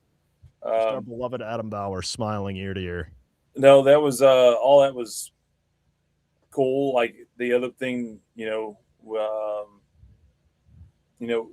test passes are one thing, but just getting pullers there the night before, and one thing we did with these events too that was different was we try to stage every single person before the pull started. I know that's not realistic everywhere you go, but I think there's something to that. Just everybody in their place. Look at that. There it is. That's nothing speaks to the thrill of a first place like that facial expression right there. I tell you what. Yeah. Love it. Well, I did just receive a text saying we missed a topic for this evening. And that topic would be the tire issue with Kevin Campbell. Chase, care to comment on that, or do I need to call Kevin right now? I guess call him. I don't want to say anything that I'm not aware of, but okay. What was the tire issue? Oh, guys, I seem to have misplaced his number. Somebody text me Kevin's number. I can't. I'm using my phone for my video. Chase, text me Kevin's number. Kevin, if you're listening, I'm about to call. We want to hear it straight from the horse's mouth. Yep. Adam, you got to fill this dead time here. Just talk. Tell us about your illegal tires. We need to know because I don't have illegal tires. Yeah. How do you get illegal tires? I don't know. We gotta know. I heard this was a hot button issue. Uh-oh. Were they illegal? Here we go. Well, he didn't run Friday from what I see. Yeah. Come on, Kevin, pick up. Hey, Kevin, it's Tyler. How you doing? Good. We got you live here on the No Practice podcast. The people were texting me demanding that you get to tell your story of the quote-unquote tire debacle. Questions, comments? Oh, I don't know. I mean, everything was going fine right up until we were staged, ready to pull, and then Marvin told me that we had a big problem and that the tires weren't legal to run. Tell us about the tires. What were they? They're a set of Nichols tires. They're a new mini tire that they're working on bringing out. Okay, but those have been deemed legal in the past, or just that brand but not that mold, or what's the backstory? Well, I guess like anything, it depends on who you talk to. Well, we're talking to Kevin. What's he think? Well, I received the tires. I ran them last year in Lumberton at an NTPA region event. Another puller ran them in Michigan at Centerville. Okay. And we were under the impression and understanding that they were, approved, legal, all ready to go. So just wanted to put them on for Florida and try them out. Yeah. And to be quite honest, just not run our other tires and stuff. I wasn't sure what the dirt was going to be like. Sure. So somewhat being a bit cheap on that end. But nice. So we put them on, and that's kind of how it went down. So we were told we had to take them off. You were told. In how close to pull time was it? Ready to throw the frisbees out at the introduction of it. Ooh. So what was your move, Kevin? Did you just pull them off and comply? No, I took it to the trailer and left it there. Oh. So I didn't feel it was right to go back and change the tires, because if I did that, I felt like that's when we were going to sweep it under the rug and not deal with it. Ooh. Okay. So where did that go from there? Did that move get any traction, or? Yeah. I mean, they like I say, they gave me the option to change them, but I didn't feel like that was the right move for me.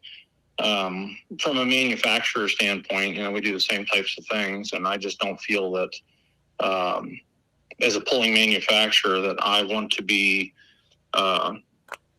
doing those types of things and have to, I guess you'd say, worry about us being the next victim of that type of thing. I think as a manufacturer and a fellow manufacturer, you got to kind of stand your ground, so to speak, on those types of things. Okay, so really for a guy like Kevin, this was bigger than just tires. Oh, it is. It is. I mean, you don't know. Next week it could be the whim of some other thing that could come down the line, and I think it's just one of those things you got to address these things as they come up. Did they eventually address that then? Yeah. Marvin came over and looked at them after the pull and said that they were good to run for Saturday. Oh, okay. Did that make you feel better or worse about that moment, Kevin? I don't know. I've discussed it at length with the NTPA officials, and I don't know that it was done the way I hoped it would be, but it was taken care of, I guess. Okay. And what way were you hoping for?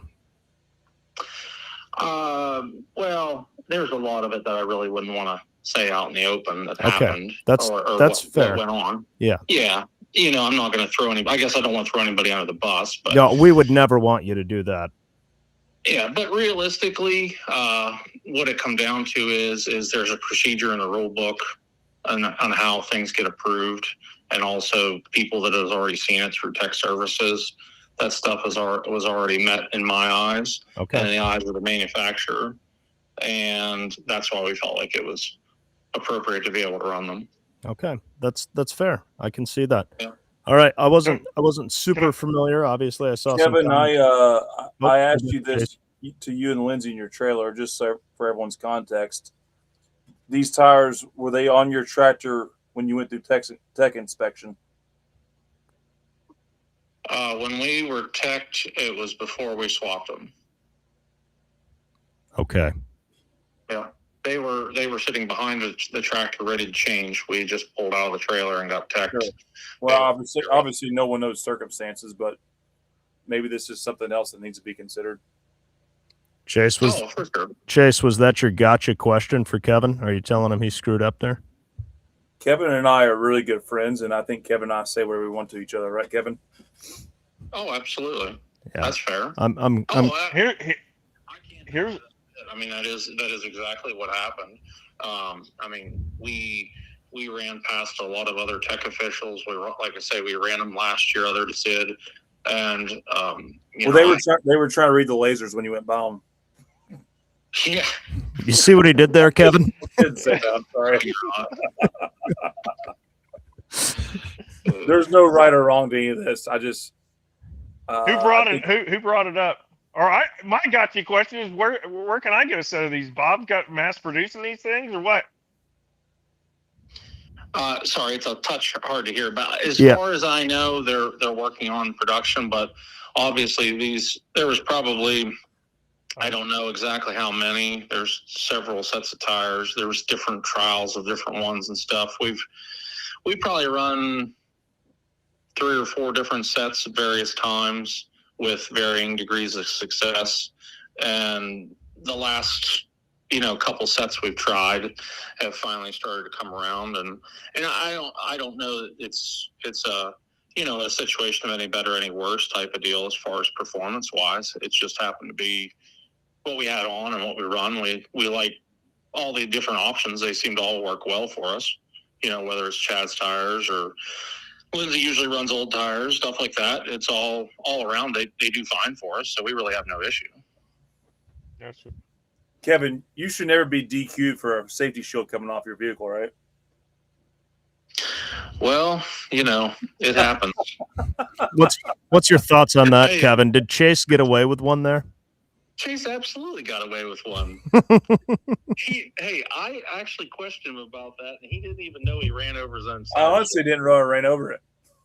Does that surprise you to hear, Kevin? Actually, it didn't surprise me one bit. I had to ask my dad if I hit something. The funny part is, if you watch the video, at the other side of the tractor, it looks like it's flopping around like it was also loose. So you might want to tighten up that side also. Chase, have you considered tightening that up? That's why I dropped the hook, or that's why I kept the hook. I'm sorry. Yeah.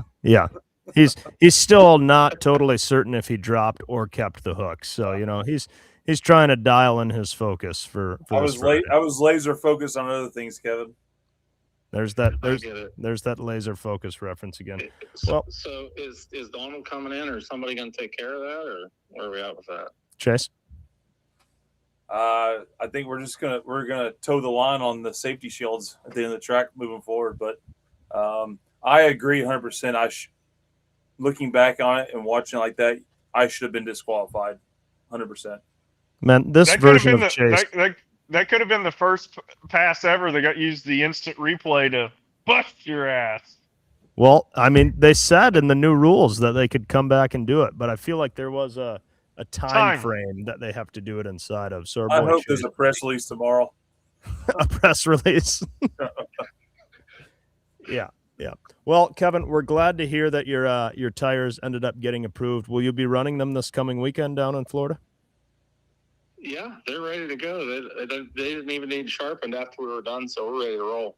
Okay, that's good. Good deal.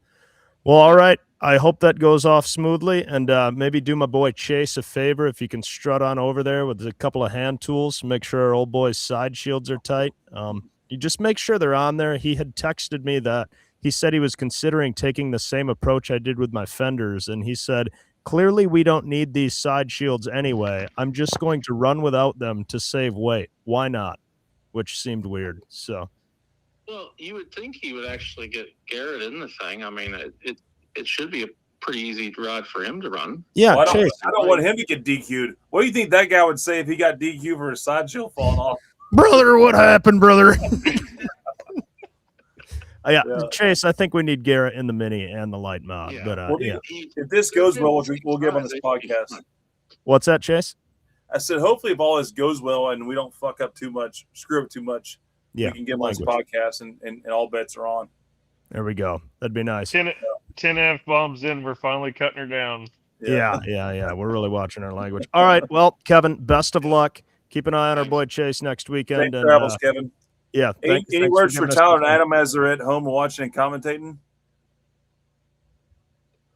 What was that, Chase? Oh, Chase is wondering if you have any words for Adam and I sitting on our butts at home just watching. I think Chase is disappointed in us, Kevin, that we're not there. That's what's going on. No.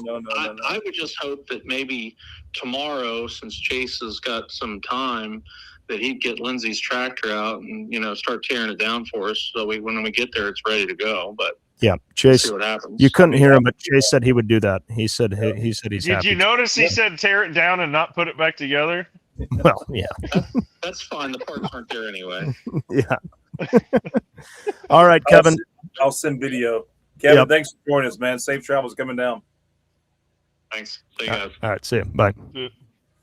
All right. Well, there you have it. Tire Gate 26. Yep. Oh, shout out to RJ Simon. Also sending me Kevin's number there. Yeah. Oh, Dave Lacey said, tell Chase it was a great idea giving the Canadians a fruit gift basket to take home for this weekend, potentially. Across the board. Did you get the Canadian brethrens in trouble, Chase? Chase is shrugging, Dave. He's not exactly sure on that. What did the basket of fruit contain? If you'd have been here, you'd know, Adam. So they got a long way to go. They should surely be able to eat all that fruit before they get across the border. Yeah, Dave, you got about a 30-hour trip home. You can polish off a couple of oranges and an apple on your commute. My goodness, what are you doing? Yeah. All right, so what do y'all got the next couple of weeks? for somehow, some way, this always goes 2 hours and 20 minutes plus. What's on your all schedule the next couple of weeks? Hopefully we're going to get Bruce's motor out. His engine block is still in the box. The crankshaft is still in the box. We got a lot of assembly to do. My motor, we've at least got the long block together. We kind of worked out of order, and we actually put our spare together first. So hopefully we'll get Bruce's motor together. Bruce has got some work to do on his chassis. He's probably wishing I was over there right now. He's probably watching this show as he's, on his old Wells Index mill trying to make a seat bracket out of scrap, taking 3 hours carving something out of some garbage material instead of ordering a nice precision lasered bracket. I'm sure the boys at Modern would be very impressed and proud. We could have done this on a Thursday, tell him. Yeah. Well, no. Bruce was a big proponent. Yeah. Wednesday is podcast day, not Thursday. Podcast day. Adam, what you got going on your way?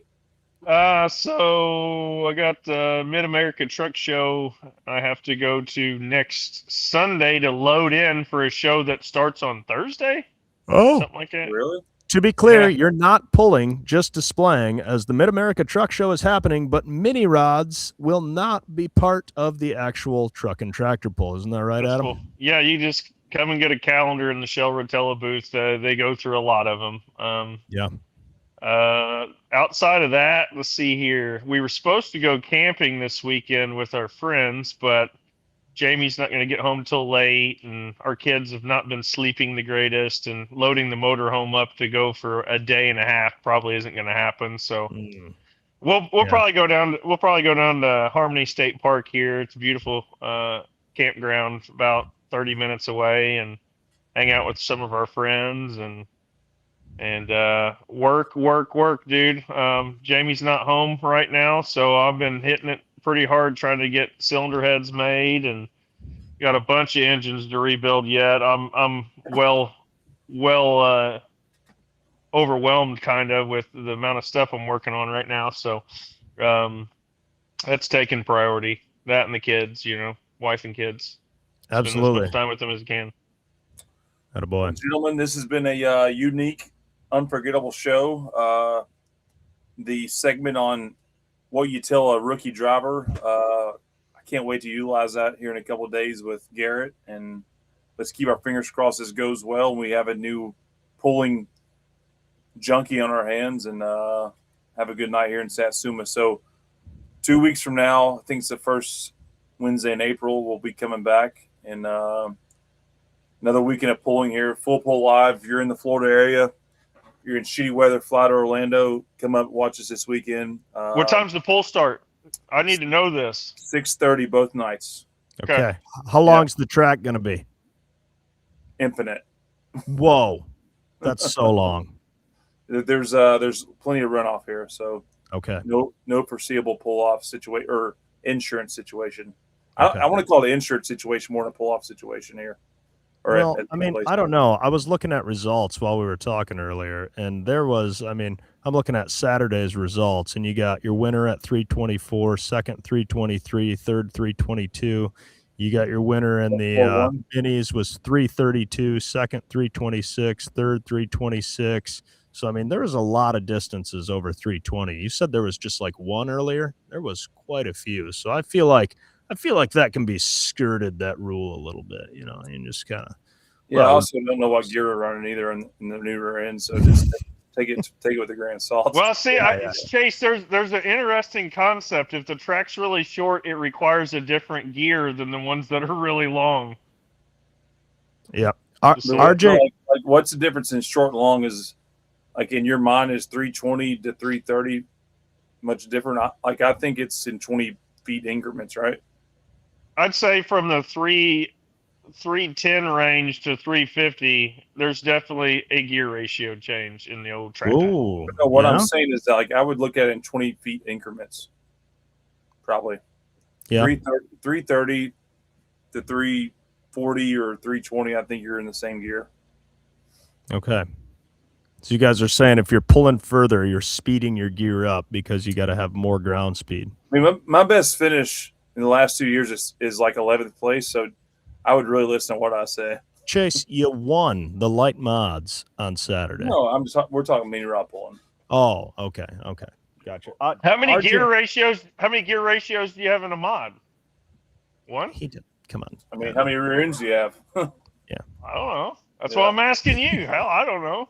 I mean, it's just rear end pulling. So, however motivated you want to be, you can get really creative with those things. So, love it. I'm not trying to pick on you, Chase, but I did receive texts. You have confirmed there's no curfew at the venue this coming weekend. I'll work when I leave here. I'm going to go see if we can get a permit.